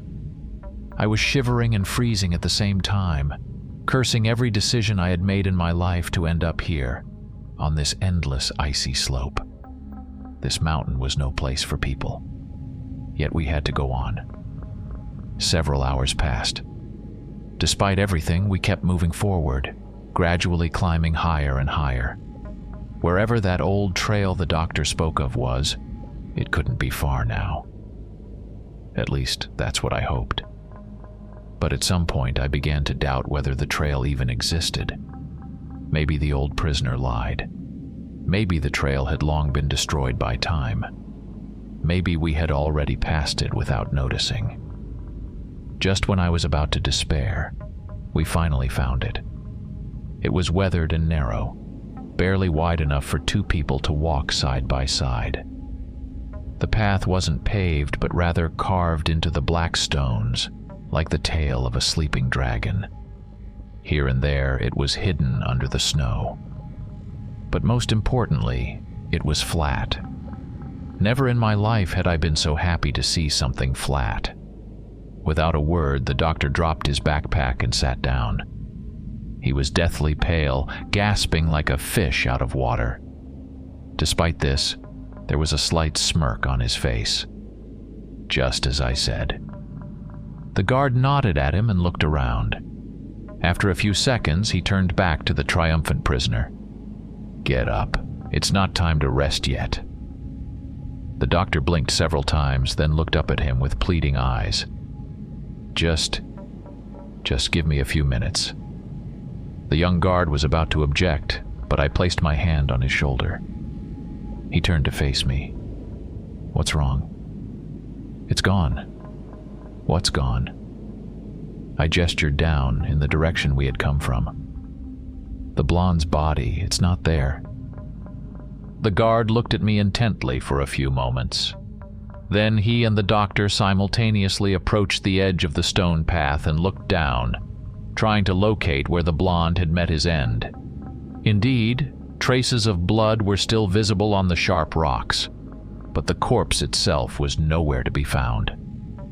The doctor flinched and crawled as far away from the edge as possible. The young guard also stepped back, instinctively reaching for his pistol. We all exchanged tense looks, clearly understanding the implication of our former companion's body disappearing. "The monster did it," said the doctor. "It's following us." The guard clenched his teeth. "You're right, and if it's that close, a fight with it will soon be inevitable." The idea of fighting the werewolf was as terrifying as it was absurd. He might as well have said they were all going to die soon. This truth was painfully clear to both me and the doctor, but the old criminal surprisingly didn't look scared. Instead, he lowered his gaze and quietly said, "Not necessarily." We all turned to him, ears perked. "Explain." "Here we go," I realized. The doctor sighed. "The monster tracked us to this place in just one day. The night of the battle, I saw that someone had injured its eyes. This means there are two most likely scenarios. Either it's smart enough to understand where we're headed, or it's following the scent of blood." After some thought, the guard nodded, agreeing with the logic. The old prisoner slightly smiled and continued, "Regardless of which version is correct, we can throw him off our trail and buy ourselves some time. And how do we do that?" Despite the urgency in the guard's voice, the doctor hesitated and remained silent. "Why aren't you answering? Speak up." The old man sighed again and slowly, as if reluctantly, replied, "I had been waiting for this moment for a long time. We just need to make the guy bleed out. We'll drag him down the trail, leave him there as bait, and then continue our ascent instead. His sacrifice will save our lives." Just in time. All scoundrels are predictable. If I hadn't been angry and, of course, scared to death, I would have smiled. My judgments, as always, were very precise. Confirming one's own guesses is always pleasant, but not in a situation where being right meant potential use as bait for a monster. I recalled the words the doctor said when the blonde insisted on my murder. "Don't be too hasty, my friend. The boy may be of use to us in the future." Words that at the moment sounded benevolent, now, as it turned out, concealed a much more sinister meaning. That bastard! Now it all depended on whether the guard would follow the doctor's plan or not. The young man blinked in surprise. "What do you mean by making him bleed out?" The doctor shook his head. "It's very simple. If the monster knows where we are heading, we have no choice but to abandon our plans to reach the mountain pass. Instead, we must make our way over the mountain peak. If the monster tracks by the scent of blood, we must use one of us as bait to mislead it." He paused. "Only by leaving a bleeding person lower on the trail can we safely escape pursuit, regardless of how it tracks us." The guard stood still, his eyes darting between me and the old prisoner. After a few seconds, he asked, "How could you bring yourself to suggest something so vile?" The doctor masterfully pretended to look dismayed and sad. "Of course, it pains me to speak of such things. But if we do nothing, we will all die. At least the boy's death will save 2 lives. The gods will reward him for his sacrifice." God, what eloquence. I almost believed it myself. The young man opened his mouth, then closed it again, hesitating. I silently observed the 2 survivors, assessing my chances of winning in a confrontation. The doctor was already halfway to becoming a corpse, so defeating him would not be difficult. The guard, however, posed a serious threat. Did I have enough strength? Now, this serious threat was looking down, avoiding my gaze. His hand rested on his weapon. As always, I had no idea what was going on in the guard's perfectly opaque mind. The uncertainty made me nervous. Finally, after some time, the guard spoke. "I have just one question." The doctor and I stared at him, holding our breath. "Yes, what is it?" "You said that one of us needs to be sacrificed to save the other 2. Why him? As far as I can see, you're much closer to the grave." "Excellent question. I'm asking myself the same thing right now." I turned to the prisoner, trying my hardest to suppress a smirk. But to my disappointment, the doctor already had an answer ready. Before the first attack, he was already bleeding from a blow by your senior guard. During the attack, he was drenched in another prisoner's blood. His cloak is also soaked with his previous owner's blood. The guy simply reeks of blood right now. Keeping him alive puts us at risk. That's why he is the best choice. Damn you and your big brain. The doctor's argument was terrifyingly convincing. The guard listened, becoming grimmer with every word. Finally, he looked at me, and a dangerous spark flickered in his eyes. That's true. My mouth went dry. Cold sweat ran down my back. I tensed up, ready to act. But at that moment, the guard smiled. "Your logic is almost irrefutable," he said, pulling out a pistol. "However, you forgot to consider one detail." The doctor raised an eyebrow, trying to hide his nervousness. "And what detail did I forget?" The young guard turned to face him, the smile gone from his face.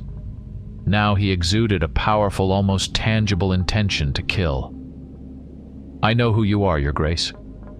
I also know what you did, and how you became a prisoner. Just one of the disgusting crimes you committed would be enough for me to want you dead. So if there's anyone among us who deserves to be sacrificed, it's you." The doctor's eyes widened. But the smell of blood. Don't worry about that.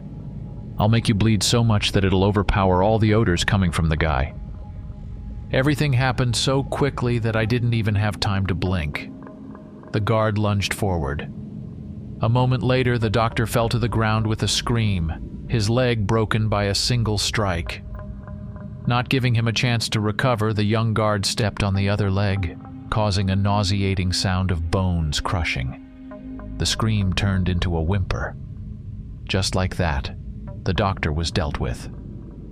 The brutality of the guard's actions contrasted so sharply with his usual graceful demeanor that I felt my blood run cold. It was horrifying. The guard looked at me and said in a calm voice, "Wait for me here." Then he grabbed the old criminal and dragged him down the trail, soon disappearing behind a stone outcrop. After a few minutes, terrible screams carried through the wind. I was left alone, shivering. Damn, this is too much. I still couldn't believe how sudden the doctor's death was, and how merciless. After some time, the guard returned, acting as if nothing had happened. But it was this very unflappability that unnerved me the most. After sorting through the doctor's backpack and discarding most of the wood, the young guard slung it over his shoulder and said dispassionately to me, "Let's go. We need to hurry." Not knowing what to say, I nodded and moved forward. Now there were only two of us left. It felt silly, but I suddenly felt lonely. Walking along the stone trail was much easier than climbing the mountain slope.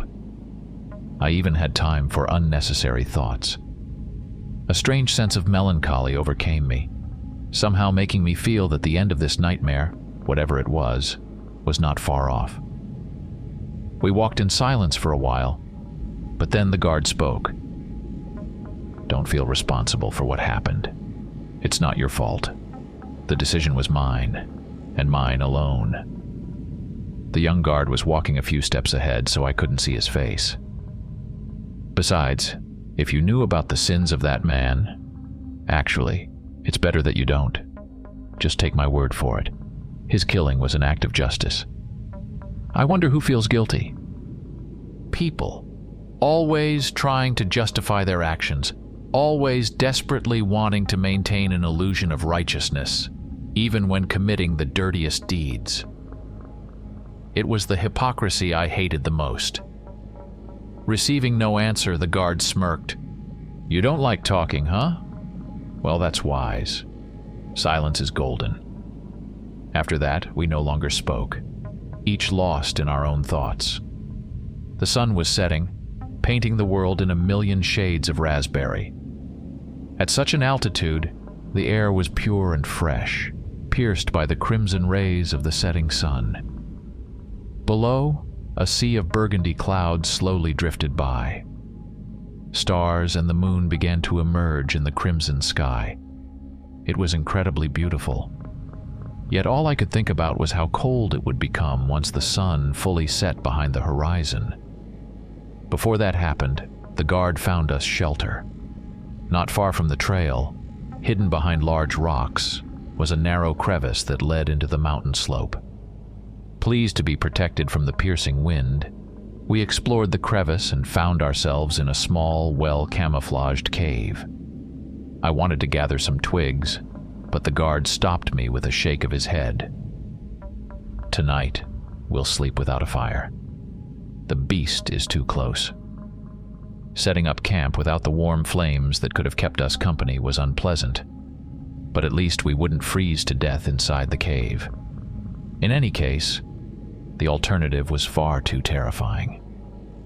I sat down, leaning my back against the cave wall. The guard settled opposite me, looking gloomy and thoughtful. He was clearly in a strange mood. Soon the sun disappeared beyond the horizon and it became completely dark in our little cave. I watched the guard, not wanting to fall asleep. After some time, the guard suddenly whispered, "Are you asleep?" The question echoed in the darkness. I didn't really want to talk to him, but now I had a reason to respond. "And what? Are you waiting for me to fall asleep to kill me? Or will you do it in the morning?" A smile froze on the guard's face. He lowered his head, as if ashamed. After a minute or so of heavy silence, he finally answered, "Yes. I thought that if I did it while you were asleep, you wouldn't have to suffer." Unseen by him, a bitter smile appeared on my face. A long sigh escaped the young guard's lips. He leaned his back against the cave wall, still not raising his eyes. "I don't expect you to forgive me. This sin too I must bear. But please, if you can, find it in your heart to understand. If things were different, I'd gladly face that monster to let you escape. But my life, it doesn't belong to me alone. There's a vast duty I swore to fulfill. Until it is done, I can't afford to die." I laughed. "Oh, these people, look at yourself. Planning to kill me and still insisting you have a good reason. How convenient. I really hate hypocrites like you the most. Why not be honest for once? Don't spout nonsense. Just say it. I'm going to kill you because it's easier. I'm going to kill you because I want to survive." The guard closed his eyes, his face filled with sorrow. "I'm sorry. I knew you wouldn't understand." "What's there to understand?" I leaned forward, anger coursing through my veins. "Tell me, why should I die?" The young guard finally lifted his gaze. Though he couldn't see in the darkness, he turned his head my way. "That man was a scoundrel, but he was also right. You smell too strongly of blood. It will attract the beast. You could simply let me go. We'll part ways. After that, whether the monster finds me or not is no longer your concern." The guard shook his head. "To die in the jaws of that creature, it's too cruel a fate. It's better if I do it myself. After all, I am responsible for you." "How noble," I slumped back, disheartened. After a moment, I continued quietly. "You know, when I first got here, I was ready to die. After all, in the whole world, there's not a single soul who would care whether I'm alive or dead. When I'm gone, no one will mourn. No one will even remember I existed." My face was full of sorrow. However, in a moment, the sorrow vanished, replaced by joy. But then I changed my mind. At some point, I decided to survive. I must survive no matter what. The guard gave me a thoughtful look. "To live a worthy life?" he asked. I smirked. A dark gleam appeared in my eyes. "No. I want to survive just to spite you all." The young guard was silent for a few moments, then nodded, accepting this answer. He stood up. Don't worry. I'll make it quick. Aren't you too confident? Why do you think you can kill me? Maybe it'll be me who kills you. The guard shook his head. I doubt it. However, the next second he staggered and fell to one knee. The young man's face turned deathly pale, and with a painful groan he suddenly coughed up blood. A satisfied smirk appeared on my face. Finally. The guard was on his knees, the lower half of his face covered in blood. Stunned, he looked at his hands, trying to understand what had happened to him. What? What is this? Why? With widened eyes and a pale face, he turned to me. I shrugged. I poisoned all of you. The guard flinched, trying to make sense of my words. What? I squeezed the juice of a poisonous berry that I found on the mountain into every flask except my own. When all of you were busy looking for suitable weapons, back in that damn camp. Not too much, to make its taste noticeable, but enough to slowly kill anyone who would drink from them. The guard clenched his teeth, fighting the pain. A look of realization suddenly appeared on his face. So that's why the other two were in such bad shape. I nodded. The blonde drank the most, so his condition worsened faster. The doctor didn't have long left in this world either. But you finished him off before the poison could. And you. The poison seemed to have no effect on you at all. I was starting to worry. The guard's face darkened. I see. I understand. He pondered for a moment, then looked at me in surprise. But at that moment you didn't know that we would turn against you. I just laughed. Come on. It was obvious.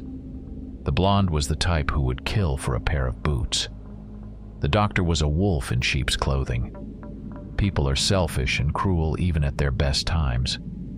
Was I really supposed to believe that those two wouldn't do something terrible to me when faced with certain death? The guard spat out more blood.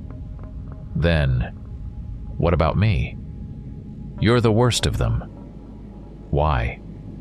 Maybe I haven't learned much in my short life, but I know one important thing. There's nothing more pitiful than a prisoner who starts to trust his guard. Hearing these words, the guard lowered his head. I see. Then, suddenly he laughed. You're a vicious little bastard, aren't you? I rolled my eyes. There's no need to be so crude. All right, that's good.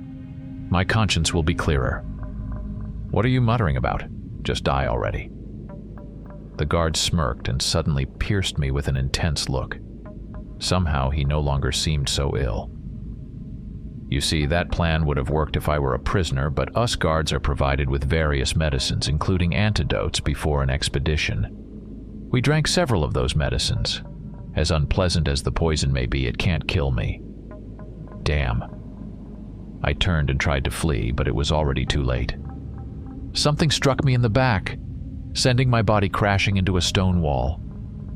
I felt a sharp pain piercing the left side of my chest. Rolling out of the cave, I clutched at my chest, got to my feet, and ran, trying to escape the narrow crevice. I managed to reach the old trail, and I could finally see the stars and the pale moon brightly shining in the night sky. But that was as far as I could go. Stop. When a cold voice sounded behind me, I froze. I stood no chance in a fight with the guard. Turn around. I obediently turned, raising my hands. I looked at the guard, who was wiping blood from his face with displeasure in his eyes. We looked at each other, shivering in the murderous cold. Was it worth it? It doesn't matter. Despite everything, I'll keep my promise. I'll make it quick. He drew a gun. Any last words? I remained silent, contemplating the situation. And in that critical moment, what I call the irony of my fate occurred.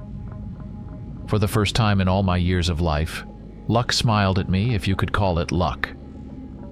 Behind the guard appeared a werewolf, quietly sneaking up on us. "Why are you silent?" the guard said loudly. His voice was quite menacing, but I still did not respond.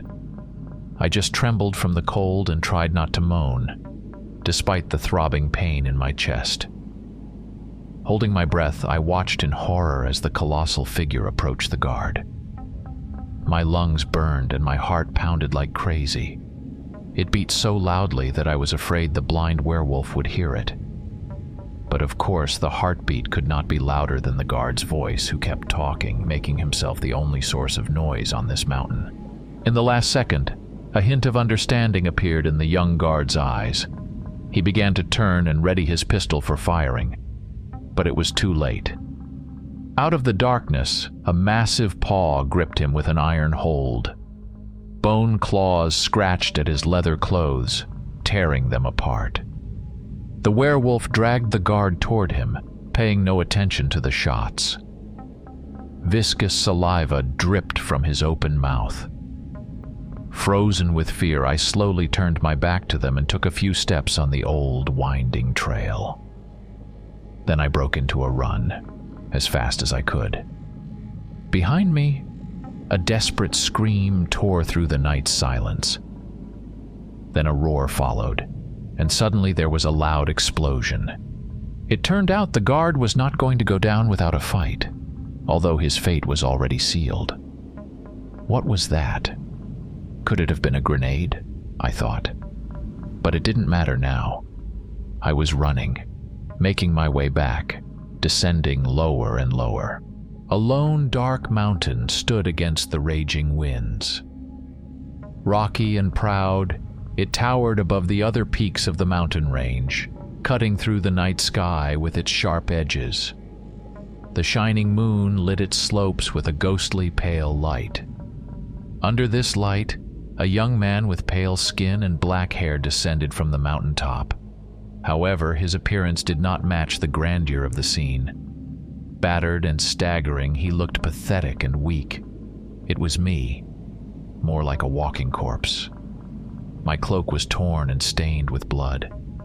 My sunken eyes were cloudy and lifeless. My whole body was bruised, scraped, and cut.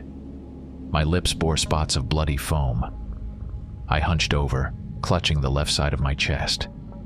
Each step made me groan, and labored breathing barely escaped through clenched teeth. My entire body ached, but more importantly, I was cold. Very, very cold. I wanted to just lie down in the snow and fall asleep. But instead, I kept going, because I believed the nightmare was over. The werewolf was no longer chasing me. Apparently, the young guard had done me one last favor and blown himself up along with the monster. Well, thanks to him for that. Step and step. Another step. And finally, I made it. I was free. My journey through the state of Minnesota turned out to be nothing but an unforeseen deviation from my usual route. It was summer, and I was transporting a load of medicine to a neighboring state, but the navigator chose a path through this land of lakes and forests to avoid traffic jams.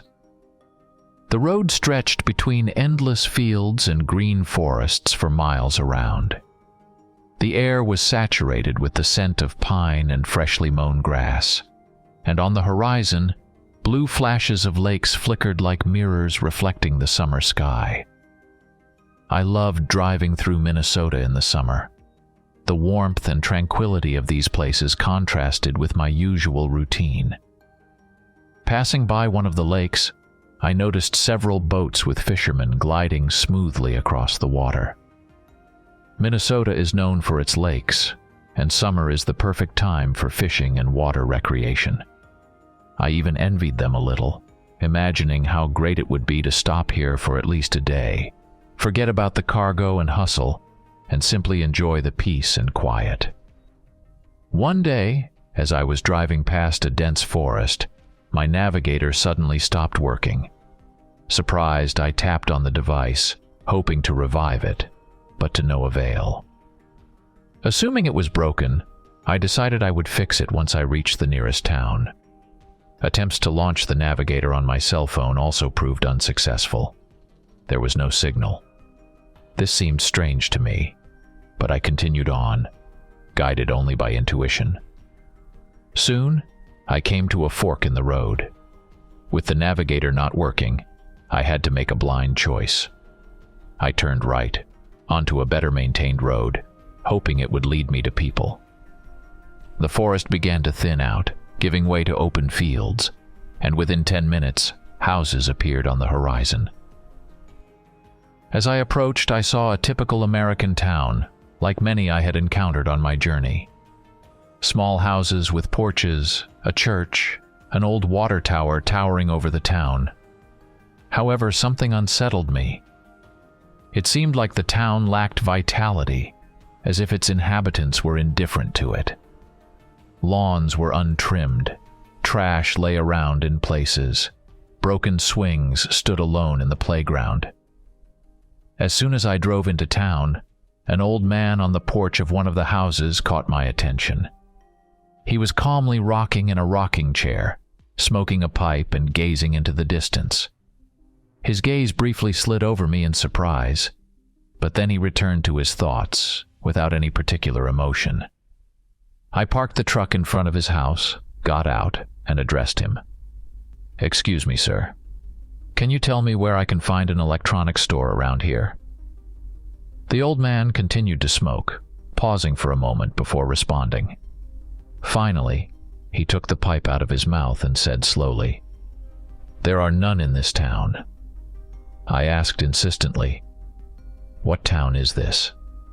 And how do I get to the nearest big city?" He replied, "You're unlikely to reach another city anytime soon. It'll be dark soon. Wouldn't it be better for you to stop here?" I shook my head. "I need to keep going." To which the old man simply smiled silently and continued smoking. As I got back into the car, I continued through the town, which seemed increasingly strange to me. I noticed that people on the streets would turn and look each time I drove past. Children would stop playing, pointing at me with their fingers. Soon, I managed to leave the town behind, leaving behind its mysterious streets and the stares of its inhabitants. My heart was filled with both anxiety and curiosity. What kind of town was this?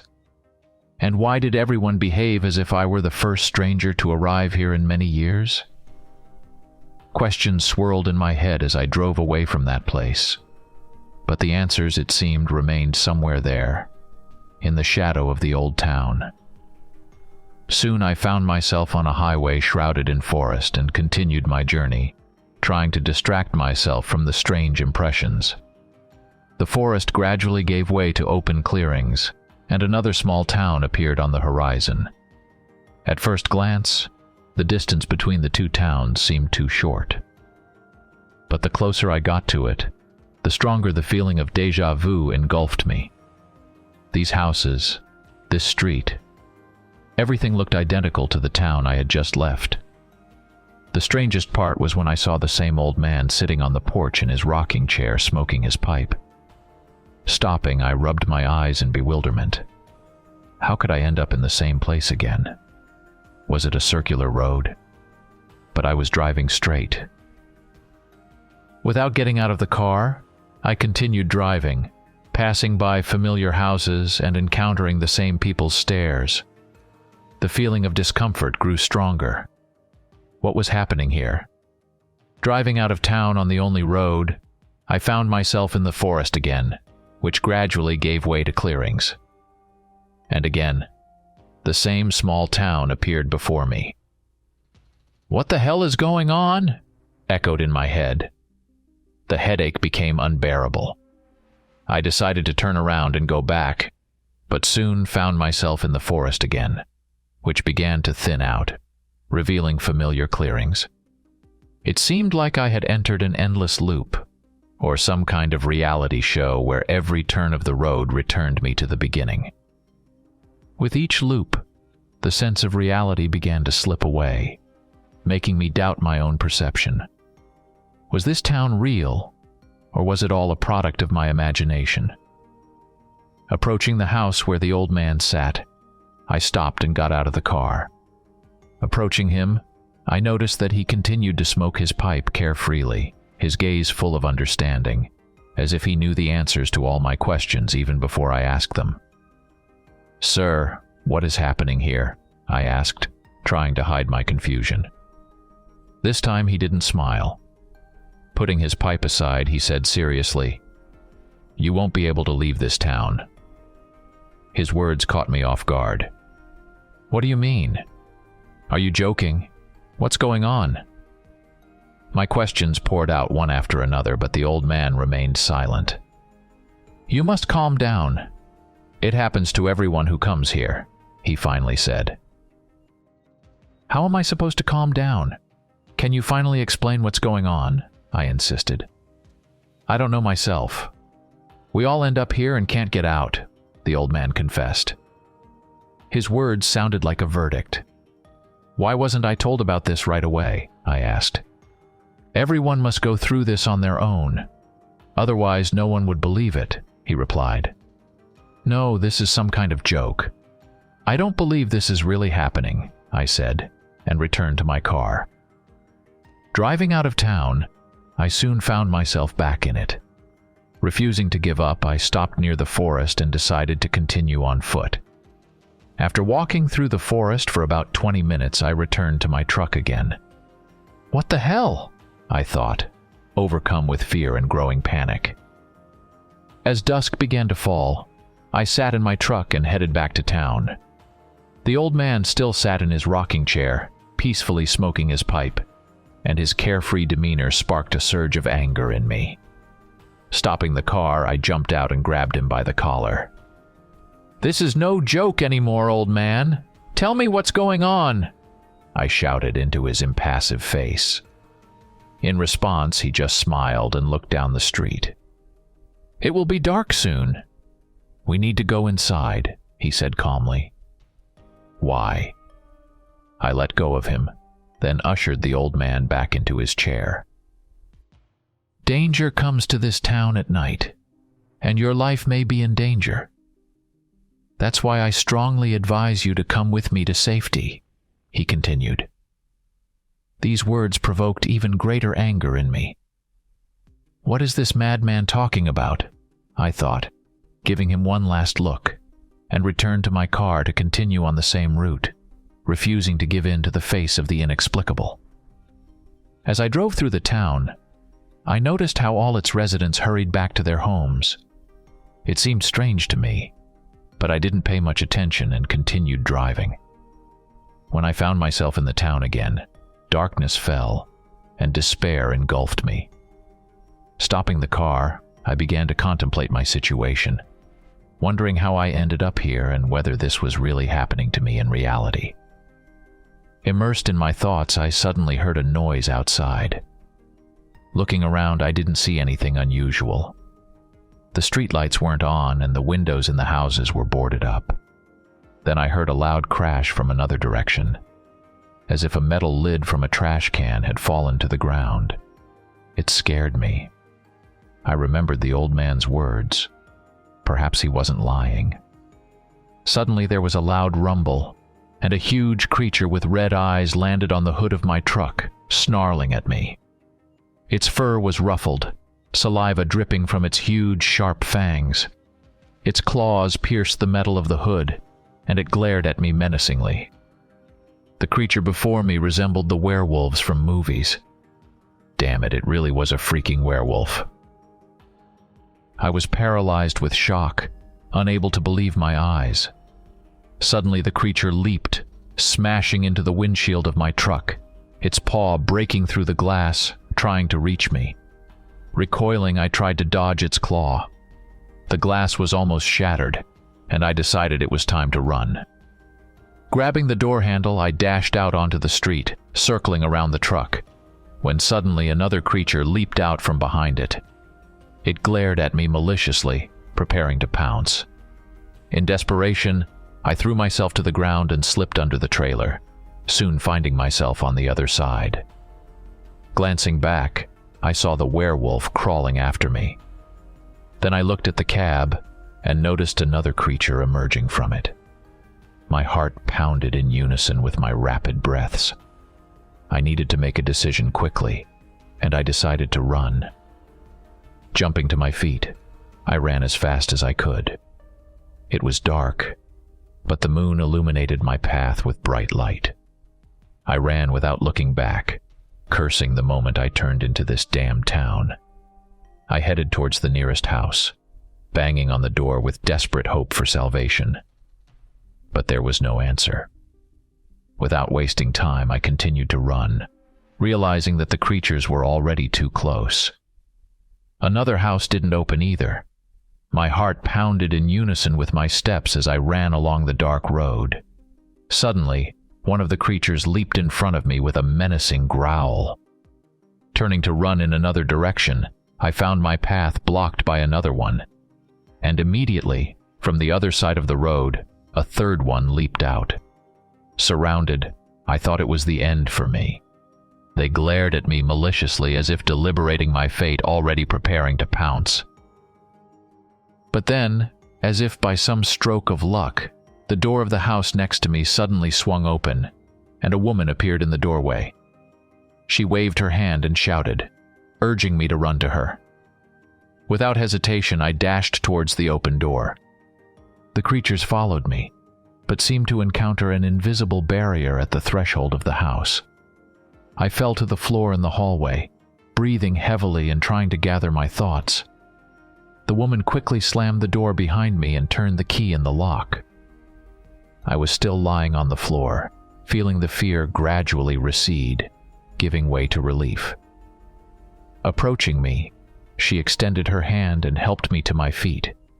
Her gaze was full of sympathy and understanding, as if she knew what I had been through to end up here.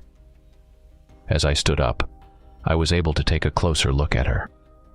Before me stood a middle-aged woman with warm eyes and a gentle smile. Her chestnut hair was neatly styled, and her clothing was simple but well kept. "How are you?" she asked. "You miraculously survived. Thank God you managed to reach the door. My name is Mary." Still in shock and fear, I offered her my trembling hand and introduced myself. "My name is John." She looked at me with a concerned expression and said, "You've been through a lot. Let's go to the kitchen. I'll make you some coffee." Agreeing, though my mind was swirling with a million questions, I followed her. The kitchen was small, the furniture was not new, but it was clear that it was cared for. In the center of the kitchen was a table and 4 chairs. Along the walls were cabinets with dishes and a sink. I didn't notice a refrigerator, and as I understood, there was no electricity in this town. The light came from candles. Mary offered me to sit at the table, and I gladly accepted. Then she went to brew some coffee. All this time, my thoughts revolved around the incredible events of the past few hours and the strange town I somehow ended up in. I hoped that she would be able to provide me with answers to some of my questions. Mary placed a small kettle on the stove with a chimney, and soon it started boiling. She added a spoonful of coffee and a little sugar to the cup, then poured boiling water over it. Handing me the hot drink, she mentioned that it was the last supply of coffee. Thanking her embarrassedly, I heard her explaining that the last person who came to their town brought a batch of coffee, which made everyone incredibly happy, but the supply quickly ran out. After sipping some coffee, which seemed bitter to me, I asked the first question that had been bothering me. What were those creatures? Mary just shrugged. We don't know ourselves. They come every night, but we remain safe inside our homes, she said. So you have no idea what happens every night? I clarified. Yes, it's just a fact we have to accept. We can't change it. Fighting them is pointless as you can't leave the town anyway, she continued. And yes, you've seen those creatures. What can you do with them? One swipe of their paw and you're dead. Her words filled me with even more concern and, at the same time, brought about disapproval. Were the residents of this town really so defenseless in the face of such a threat? And was there really no way to deal with it, or at least try to leave this town? My mind was filled with questions, hoping to find answers. "Have you really not tried to leave this town?" I asked, astonished. "Of course we've tried, but it's impossible. We've tried everything. Usually newcomers always try to find a way out, but they quickly give up," Mary replied with a hint of regret in her voice. "How long have you been in this town?" I asked. "It's been 3 years already. We came to this town 3 years ago." Her words were heavy. "Were you alone?" I inquired, anticipating the answer. "Yes, it was me and my daughter. She was 5 years old at the time," she shared. "I see," I said, finishing my tea. "Well, I think you can stay with me for now. I have a spare room.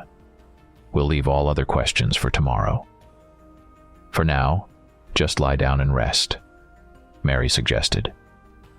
Reluctantly agreeing, she led me upstairs to her house, where there was a small room with a bed.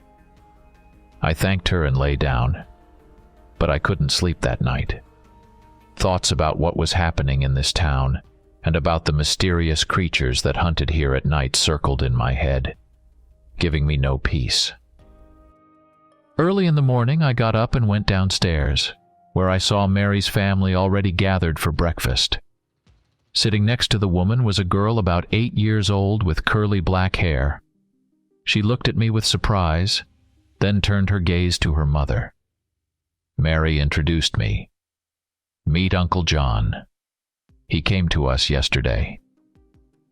The girl curiously looked me over and continued to eat her breakfast. Mary invited me to join them, and I took a chair at the table, where I was offered breakfast of boiled mushrooms and vegetables. I noticed that there were many mushroom dishes on the table. I tried them and they seemed all right. After breakfast, she took me outside, where the locals had already started their morning activities. I was curious about what they were doing. They seemed calm, even though monsters roamed here every night, but apparently people get used to everything. "Where are we going?" I asked. "To the Elder. He'll help you find work," Mary replied. Surprised, I asked again, "Work? What do you do here?" "To survive, everyone contributes. We have a sort of commune here. We share everything with each other.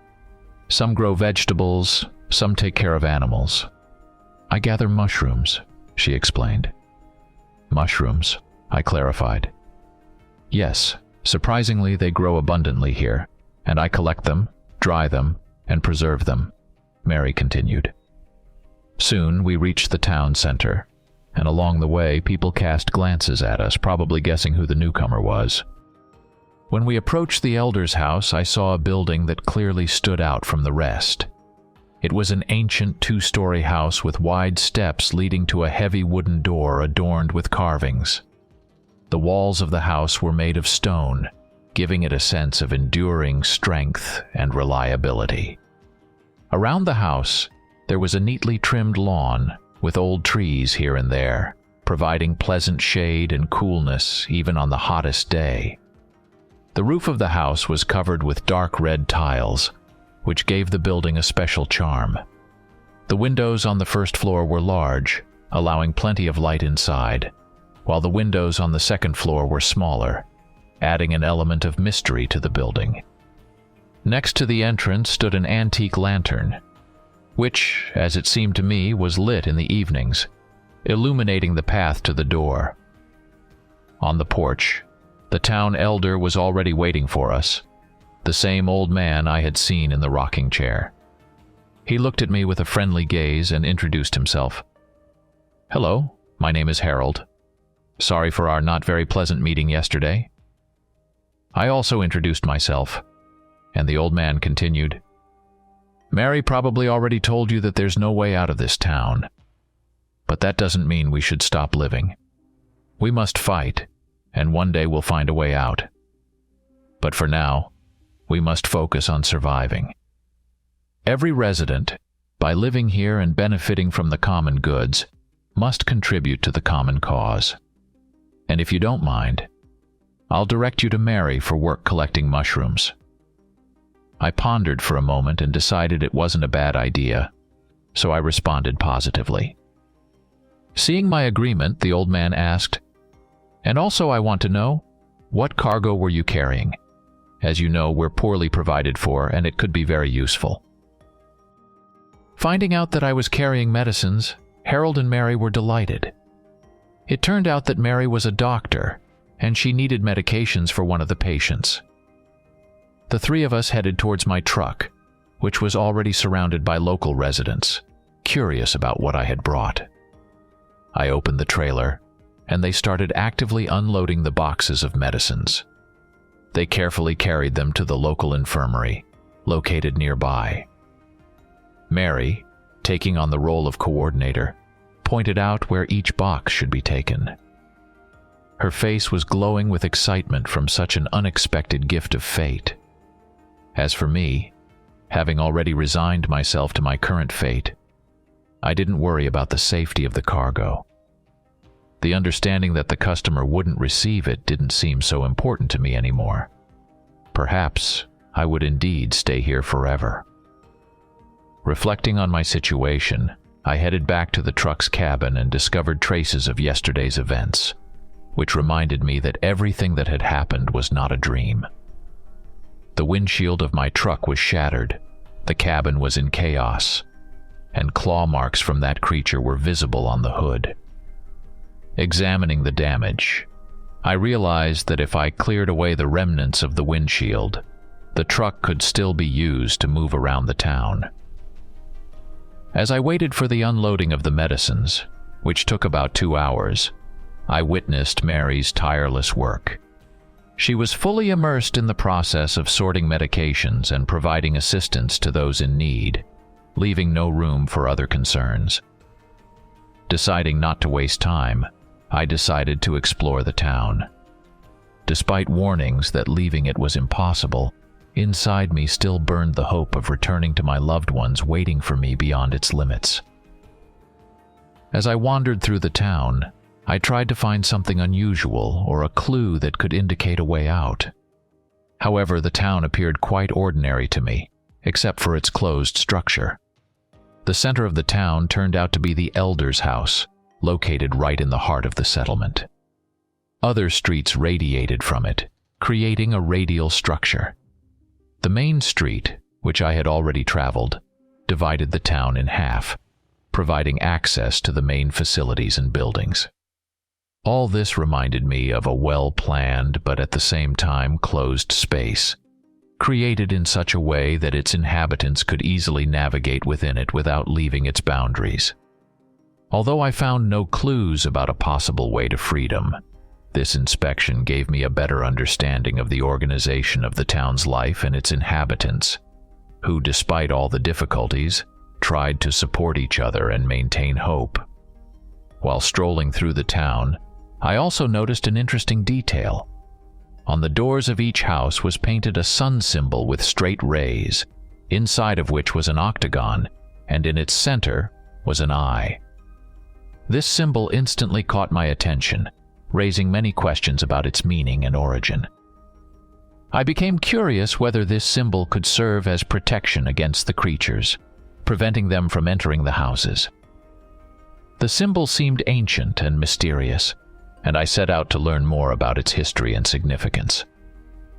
Considering everything that had happened in the last few days, it seemed quite likely that such symbols helped the local residents maintain relative safety at night. Intuitively, I understood that behind this sign lay a deep meaning, the roots of which go back to ancient times and cultures, possibly knowing the secrets of combating dark forces. Deciding that in the evening I would definitely ask Mary about this symbol, I continued my reflections on how centuries-old knowledge and traditions help people survive in conditions where modern technologies and knowledge prove powerless.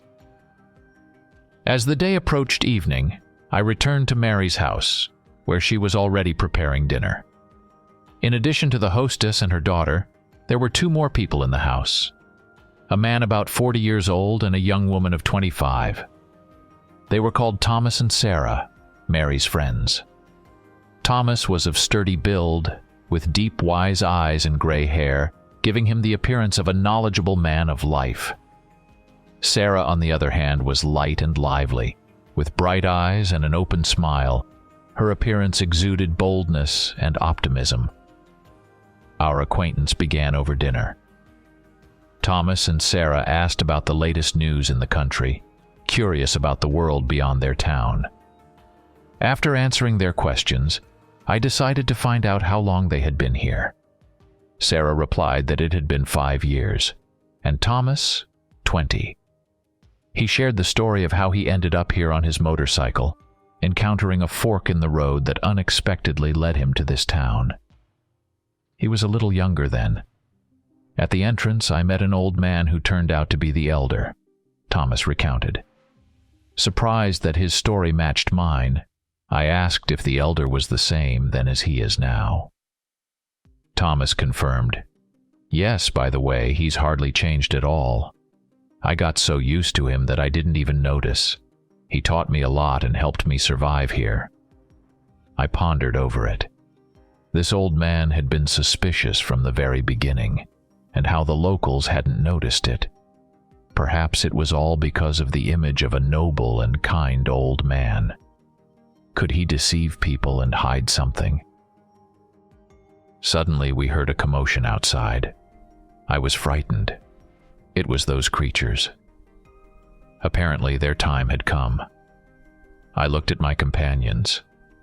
They were quite calm, I would even say carefree, and I wondered if this carelessness could lead to trouble. After pondering for a while, I asked them how long ago there had been victims because of these creatures. Thomas paused, unable to remember, and the others also scratched their heads.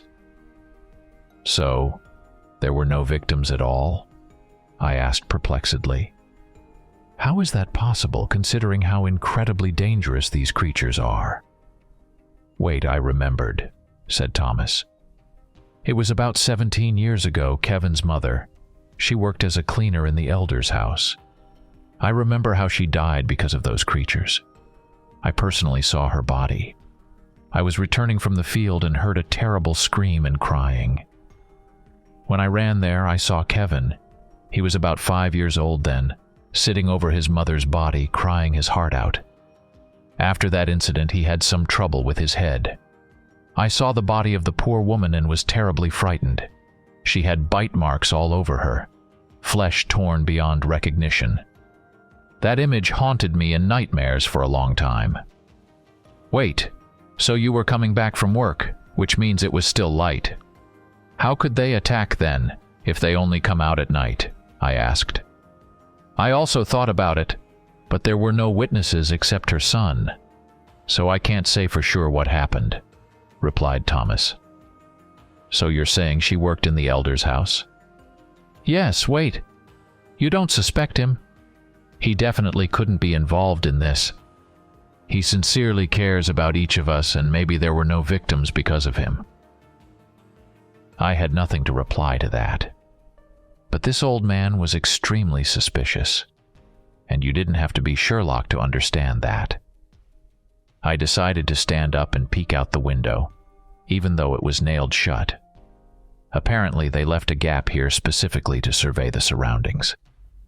It was dark outside, but suddenly I saw a silhouette walking along the alley, looking around. Only the gait of this creature alone was terrifying. I stared at it when suddenly it turned around and our gazes met.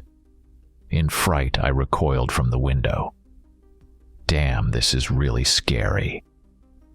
We sat a little longer and then went to sleep. Thomas walked into my room while Sarah lay down in the living room. The next morning, we had breakfast and went out onto the porch, where the sun symbol adorned the door. I pointed it out to Thomas, who replied, "Oh, yes, this symbol serves as protection against those creatures. We paint it on new houses and make sure it doesn't wear off on old ones. Otherwise, trouble will follow. Where it came from is unknown to me." It has always been here." I listened to him and realized that my conclusions were correct. I wanted to decipher the meaning of these symbols. Soon, Mary came out, and we headed to the local infirmary, which was a small, cozy house located on the outskirts of the town. The building was made of dark wood, weathered over time, which gave it a special charm. There was a small shingled roof on top, and around the house was a small garden where medicinal herbs and flowers grew. Inside the infirmary there were only a few beds, creating a feeling of homely comfort. On one of the beds lay an elderly woman, next to whom were the elder Harold and apparently this woman's son. They were talking about something, and it was clear that the son was grateful to the elder for the help rendered. Harold smiled sympathetically, patting the man on the shoulder in a sign of support. It seemed I was beginning to understand how he gained high support among the locals. Mary approached the patient's bed and professionally administered an injection, then carefully gave the necessary medications. It was evident that she was well versed in medicine and cared for her patients with great love and attention. After Mary finished her procedures and made sure the patient was okay, we left the infirmary. We headed to the center for mushroom gathering, which turned out to be a simple but spacious warehouse. Here they sorted and dried the gathered mushrooms, which, as I understood, played a key role in the diet of the townspeople. In conditions of limited access to external resources and the absence of imports from outside, except for rare cases like my arrival, mushrooms became not just food, but a valuable source of sustenance. At the warehouse, Mary and I took baskets and small knives for mushroom picking, preparing for the upcoming work. There were many shelves around the warehouse with various types of mushrooms neatly arranged for drying. The aroma of dried mushrooms filled the air, creating a sense of coziness and warmth. To my surprise, Mary and I didn't head into the deep forest for mushrooms, but started looking for them right in the town, going around houses and strolling through the lawns. Around the houses, in open spaces, we found many of the mushrooms we were looking for. Mary showed me how to properly pick them. The process turned out to be straightforward, but I was amazed by the abundance of mushrooms right in the town. When I asked where so many mushrooms came from here, Mary replied that she didn't know herself, but they had been a lifesaver for the first people who arrived here. While we were working, I asked if there was a place here where the history of this town was kept. Mary said that all records were kept in the archive of the town hall, where settlers left descriptions of their lives here. I asked her to take me there later, and she agreed. Continuing to gather mushrooms, I discovered an interesting feature. Trying to pick a mushroom, I noticed that its stem stretched in a certain direction. This made me wonder, and I began to observe the arrangement of the mushrooms more closely. Regardless of their location, all the mushroom stems pointed in one direction, towards the center of the town. This discovery seemed mysterious to me, and I decided to make a note of it for myself. After filling our baskets, Mary and I returned to the warehouse, where we carefully laid out the harvest for further sorting. After selecting the best specimens, we left them to dry. The work was done, and as Mary noted, it was time to attend to our own affairs. She needed to visit some of the sick. Taking advantage of the moment, I asked Mary to take me to the archive, wanting to learn more about the history of this place. 10 minutes later, we were already there. The archive building stood out with its old-fashioned architecture among the other buildings in the town. It was a massive two-story structure with heavy wooden doors and narrow windows, through which only scant light penetrated. The facade was adorned with carved elements, giving it a special historical flavor. Entering inside, I found a room completely furnished with cabinets filled with folders of documents. The absence of a guardian allowed me to freely peruse the archives. The room exuded an atmosphere of secluded scholarship. and every cabinet and folder contained particles of this place's past. The air was filled with the scent of old paper and musk, adding to the mystery of what was happening. Browsing through the dusty pages of the past, I came across the history of the founding of the town, which was discovered by the first settler, Kevin Horton, in 1875. He was a soldier who was sent on a mission, and Kevin stumbled upon this place while wandering on horseback. Unable to find his way back, he built a house here, laying the foundation for the future settlement. Since then, as the record stated, other people continued to fall into the trap here. These records told of their lives and deaths, how they learned to survive, feeding on local mushrooms, which apparently played a key role in their diet. Among other things, the archives mentioned the same symbols on the doors of each house, but there were no exact details about the origin of these signs, as if they had always been part of this place.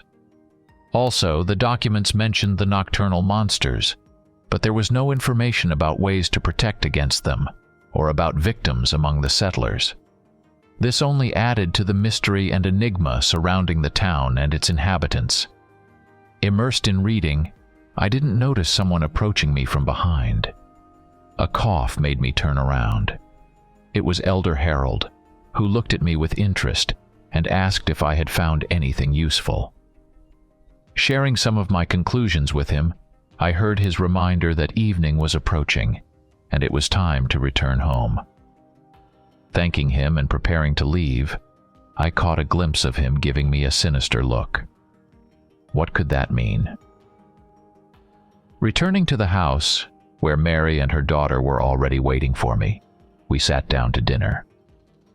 The evening passed in pleasant conversation, after which I expressed gratitude for the warm welcome and went up to my room. It was time to ponder over all the information I had gathered during the day. First and foremost, the behavior of Elder Harold alarmed me. His unusually friendly demeanor suddenly turned into a sinister glance when I began asking questions about the town. The fact that he hadn't changed in the last 20 years also raised suspicions. Could this indicate his involvement in the town's unusual events? Secondly, I was intrigued by the story of the young boy named Kevin's mother. Rumors that she worked for the Elder and may have learned something important could explain her gruesome death. Thirdly, the mysterious mushrooms, all of whose mycelia led to the center of the town, could not have been a coincidence. This confirmed my suspicions that the center of the town might hold the key to unraveling its mysteries. Tomorrow, I have 2 important tasks ahead of me to test my conclusions. To approach the Elder's house and see if the mycelia lead straight to his house, which could indicate his connection to these unusual phenomena.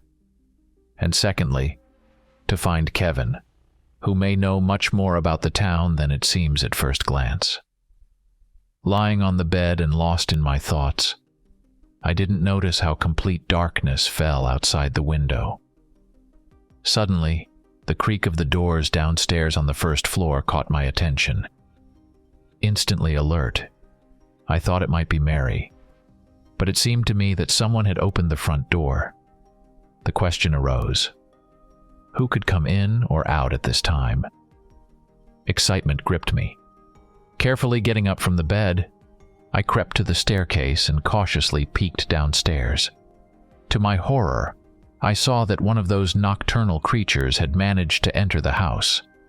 Not understanding how this could happen, considering the protective symbols on the doors, I hurried to Mary's room to warn her about the unexpected guest. Quietly knocking and receiving no response, I gently pushed the door, discovering that it was unlocked. In Mary and her daughter's room, they were fast asleep on the bed. Approaching closer, I gently woke Mary up. She startled, looking at me with fear. Putting a finger to my lips as a sign to be quiet, I whispered that we were in danger and needed to leave immediately. Mary quickly regained her composure, understanding the seriousness of the situation.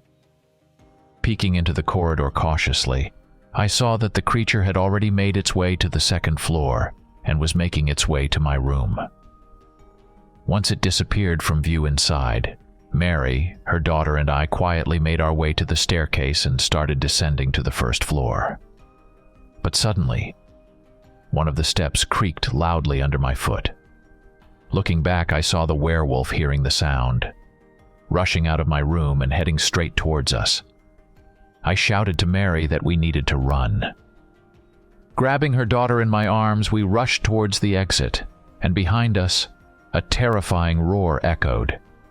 Mary pointed in the direction of Thomas's house, and we continued running there. But suddenly, I heard Mary fall behind me. Turning around, I saw the creature approaching her. I turned around, quickly helped her up, and handed her the daughter. The creature kept approaching, and then I, spreading my arms, shouted back, trying to resist it. The werewolf stopped a meter away from me, began to snarl, but did not take any further action. We stood facing each other, exchanging glances. Gradually backing away, I headed towards Thomas's house. Once I was near the house, I quickly entered through the open door. Thomas, hearing the noise, rushed to the door and closed it behind me, thus ensuring our safety. Inside the house there was silence, interrupted only by our heavy breathing after the run. In my mind, I pondered how this creature could have penetrated Mary's house despite all precautions. I also tried to make sense of my theory that these creatures cannot harm humans, or rather not always, and this theory was confirmed. Thomas, learning about what had happened, was also shocked. We decided not to take any risks and stayed with him until morning. When it started getting light outside and the first rays of the sun illuminated the town, we went back to Mary's house together. Approaching, I was horrified to discover that the sign on the front door, presumably protecting the house from nocturnal creatures, had been erased. That's the explanation of how the creature managed to get inside. This incident left us at a loss, and we stood discussing what could have happened and who could be behind it. Soon, other townspeople arrived at the scene. With joint efforts, we quickly restored the sign on the door, returning the house to its previous protection. The elder and the residents discussed the need to strengthen security and take additional precautions to prevent such incidents from happening again. After everyone went about their business, I asked Mary to work for me, while I decided to go in search of that strange boy, Kevin. According to Mary, he often visited the main square of the town, so I easily found the direction and soon arrived there. And indeed, in the square, I noticed a man in his 30s who seemed absorbed in his thoughts, aimlessly wandering around and muttering something to himself. His behavior and his gaze, constantly shifting from the ground to the surrounding space, spoke of his inner turmoil or confusion. When I approached him and called him by name, Kevin flinched and momentarily stopped, as if trying to understand where his name was coming from. At my request to tell me something about his mother, his fear only intensified, and he began to repeat the same words. "Don't go to the basement, Kevin, don't go to the basement." Under the impression of Kevin's words and with a new theory in my mind, I headed towards the town center where the elder's house was located. Approaching the house, I carefully looked around to make sure no one saw me, and then stealthily approached closer, beginning to inspect the lawn around the house. And there, my attention was drawn to mushrooms growing right here, on the lawn. Their mycelium resembled small cables, which, like arrow pointers, stretched straight to the elder's house. This discovery made me freeze with surprise and excitement at the same time. All this time, my observations of the mycelium leading to the town center were confirmed. They indeed pointed to the elder's house. Deciding not to waste a minute, I approached the elder's house and, to my surprise, found that the front door was unlocked. Inside the house there was silence, but my intuition told me that I was not alone. Taking a deep breath, I quietly opened the door and entered. Looking around and trying not to make any unnecessary noise, I began to search for the door to the basement. After a brief inspection, I noticed a suspicious door hidden in the shadows in a secluded corner of the house. My hand trembled as I touched the handle, but, like the front door, it turned out to be unlocked. Today, I'm really lucky, I thought, feeling a mixture of excitement and anxiety. Opening the door, I saw before me a narrow staircase descending into the deep darkness of the basement. With each step downwards, the air became colder, and the silence became more deafening. I descended the stairs, finding myself in a space saturated with mold and staleness, indicating the long inactivity of this place. As I progressed forward, my eyes gradually adjusted to the darkness, and I began to distinguish the outlines of objects in the basement. In the darkness, I managed to find another door, and I pulled the handle. Entering through the secret door, I found myself in a space resembling a cave, illuminated by glowing stones embedded in the ceiling. The light from the stones created a faintly flickering atmosphere, making the walls of the cave come alive with various shades of light. As I moved deeper into the cave, I stumbled upon a sight that made my heart skip a beat. In the center lay something resembling a huge brain, from which numerous thin tendrils branched out, penetrating into the cave walls like antennae. The brain itself was semi-transparent and emitted pulsating light, changing colors from green to yellow, then to red, creating a hypnotic spectacle. Next to this brain were cocoons, inside of which, upon closer inspection, I discovered werewolves.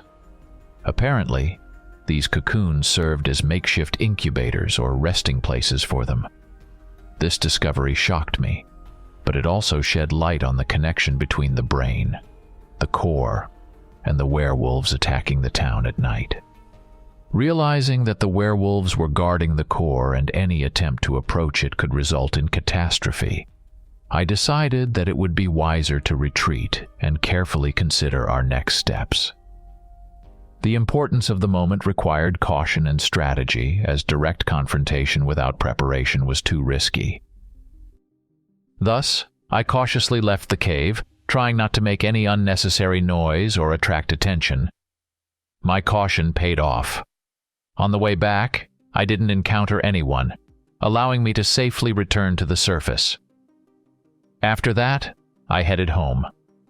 I would like to discuss this information with someone, which, to be honest, was shocking. When I came home, there was no one there, and I had to wait for Mary to return.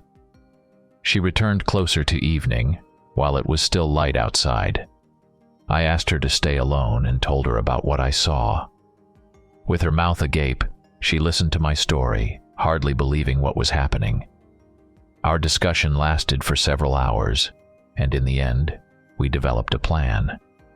First, we needed to figure out how to destroy this strange brain, which was undoubtedly the culprit of our imprisonment. Secondly, we needed to figure out how to do it discreetly and bypass those very werewolves. We contemplated and decided that the most effective way to destroy the core would be to inject a special solution. Mary and I started experimenting. Deciding to start with the mycelium, which, as we assumed, was connected to the core and could serve as its parts or feeding channels, we went to the infirmary for the necessary medications. Mary, being a doctor, took responsibility for selecting and preparing the substance. She found several types of medications in the infirmary that could affect the organic structure of the core. After several hours of preparation and testing various combinations, we found one substance that elicited a reaction from the mycelium. They began to wither and lose their activity. Mary's joy was immense, and she immediately began preparing the maximum dose of this substance. For this purpose, she chose the largest syringe she could find and prepared the solution at the required concentration. We understood that we had to not only penetrate back into the cave and deliver the syringe to the core, but also do it as discreetly as possible to avoid attracting the attention of the werewolves. The preparation was complete. Now we needed to decide when we would get there. I decided to infiltrate the cave under the cover of night, when the town was shrouded in darkness and the werewolves, as supposed, left their posts at the core in search of prey. Mary played a key role in this. She distracted the elder under the pretext of urgent medical assistance, which gave me the opportunity to sneak into his residence unnoticed during the day. I found an old chest of drawers, where I decided to wait until nightfall. When midnight struck, I cautiously emerged from my hiding place, and making sure no one was nearby, headed for the basement. Adrenaline rushed through my heart at the realization that the upcoming actions could change everything. Entering the cave, I found that the scene remained unchanged.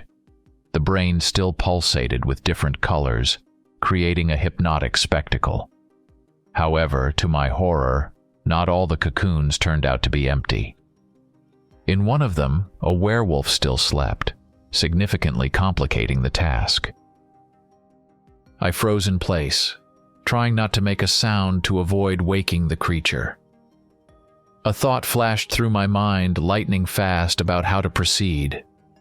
I decided to take a risk and slowly moved towards the brain when suddenly I heard footsteps.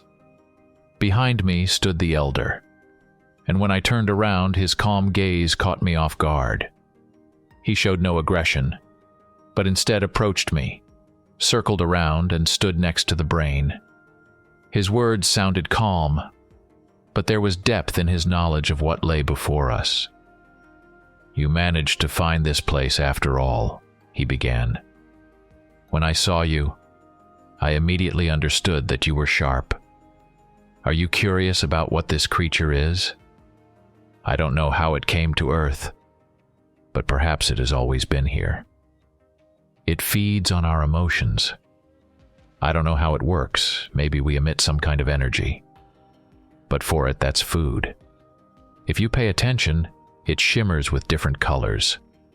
Each color represents some emotion. Its favorite emotion, or the favorite emotion it likes to consume, is fear. So it created or perhaps simply made a deal with these creatures, which also serve as its guardians and those who instill terror in people. When I arrived here for the first time, it was just a vacant lot, and passing by, I accidentally discovered this creature. It enchanted me. Wait, you say that when you came here for the first time, there was a vacant lot. How old are you and who are you?" I asked, puzzled. "Who am I?" "I am the founder of this town, Kevin Horton. That's what they used to call me. In exchange for cooperation, this creature gave me longevity and immortality. My task was to provide it with food." In fact, although it may seem unbelievable, but people here have never suffered from lack. This creature, it provided them with food, never harmed. True, there was one incident when one of the workers accidentally wandered into this basement. As the guardian of this secret, I had to intervene. I myself was not comfortable with that incident. But what can you do? History has a way of repeating itself. Unfortunately, now we have to get rid of you too. After these words, filled with the cold acceptance of the inevitable, it became clear to me that the situation had turned in the most dangerous way. In fear, I looked around, and my worst fears were confirmed. The werewolf, which until that moment seemed to be sleeping in one of the cocoons, suddenly opened its eyes. Facing the elder, I searched for a way out of this extremely dangerous situation. "Regardless of what you say, this place is nothing but a prison, and no good intentions will change that," I said, trying to distract him and simultaneously quietly approach. My words were meant to make him think, even for a moment. However, the elder, Kevin Horton, was too experienced to fall for such a simple trick. He quickly recognized my intentions and ordered the werewolf to attack. At that moment, when the werewolf leaped out of the cocoon at a frenzied speed, I, using the last spark of ingenuity, leaped to the elder and used him as a living shield. The werewolf, unable to stop, sank its teeth into him, tearing his throat. Blood spurted like a fountain, coloring everything around in red. Using the moment of confusion, I quickly pulled out the syringe with the solution and plunged it directly into the brain. Suddenly, the cave was engulfed in an earthquake, and the brain began to glow with all the colors of the rainbow, as if reflecting the last burst of its existence. A powerful surge of energy threw me several meters back, and I found myself in the air. The next thing I felt was a deafening explosion that rolled through the entire cave, and I was thrown even further from the epicenter of destruction. At the moment when I landed, the world around fell silent, and I lost consciousness, unaware of the consequences my actions would bring to the city and its residents. Regaining consciousness, I found myself in the infirmary, surrounded by the caring faces of Mary, her daughter, as well as Thomas and Sarah. In their eyes, I saw relief mixed with concern. They were waiting for the moment when I woke up to tell them about the events of the past night. At night, we heard an explosion and felt an earthquake, Mary began, her voice trembling with excitement. When we looked out the window, we saw how the werewolves, they withered, just like plants, and it happened with incredible speed. According to her, after it became clear that the threat had passed, they, together with their friends, decided to head towards the cave to find out what had happened. There they found me unconscious, after which they immediately transferred me to the infirmary. Listening to their account, I realized that my risky attempt to destroy the core had been successful. The destruction of the core led to the werewolves seemingly losing their strength and life energy, which caused their instant withering. This was evidence that the core indeed controlled them and fed on the emotions of fear they instilled among the town's residents. Relief that the threat had been neutralized mixed with a feeling of deep exhaustion. But at the same time, I felt gratitude towards these people who had not abandoned me in trouble and saved my life. Supported by Mary and Thomas, I slowly got to my feet, feeling relieved that I had no serious injuries. Fate had been merciful to me that night. Exiting the infirmary, I was met with an unexpected sight. A crowd of residents had gathered at its doors, awaiting news of what had happened. And when I appeared at the threshold, the first applause rang out in the air. Soon these sounds merged into a unified rhythm of applause and gratitude. I felt embarrassed by such attention as I did not feel like a hero. I just did what I thought was necessary. Passing through the crowd, I was led to the places where the werewolves used to dwell. In their place now lay only black spots on the ground, the last evidence that creatures once existed here, feeding on fear throughout the settlement. Similar traces left by the remnants of the brain were visible all over the city. My first and foremost desire after all that had happened was to leave this town forever. We headed to my truck, which the townspeople had managed to repair somehow. True, the windshield was lost, and instead, a makeshift small window was installed, and the remaining damage was covered with planks. Starting the engine, I felt the car come alive under my hands. Mary and her daughter sat next to me, and the other townspeople got into the trailer. We slowly set off, driving past the town that had been my home and prison for so many months. Casting one last glance at it, I firmly resolved that I never wanted to return here. Soon we hit the highway, where the ill-fated forest began. Driving through the forest, I keenly realized that every meter that took us away from the town brought us closer to freedom. The forest seemed to stretch endlessly, but ultimately it ended, and there were no signs of the city ahead of us. With relief, I sighed, realizing that we had finally managed to escape the trap.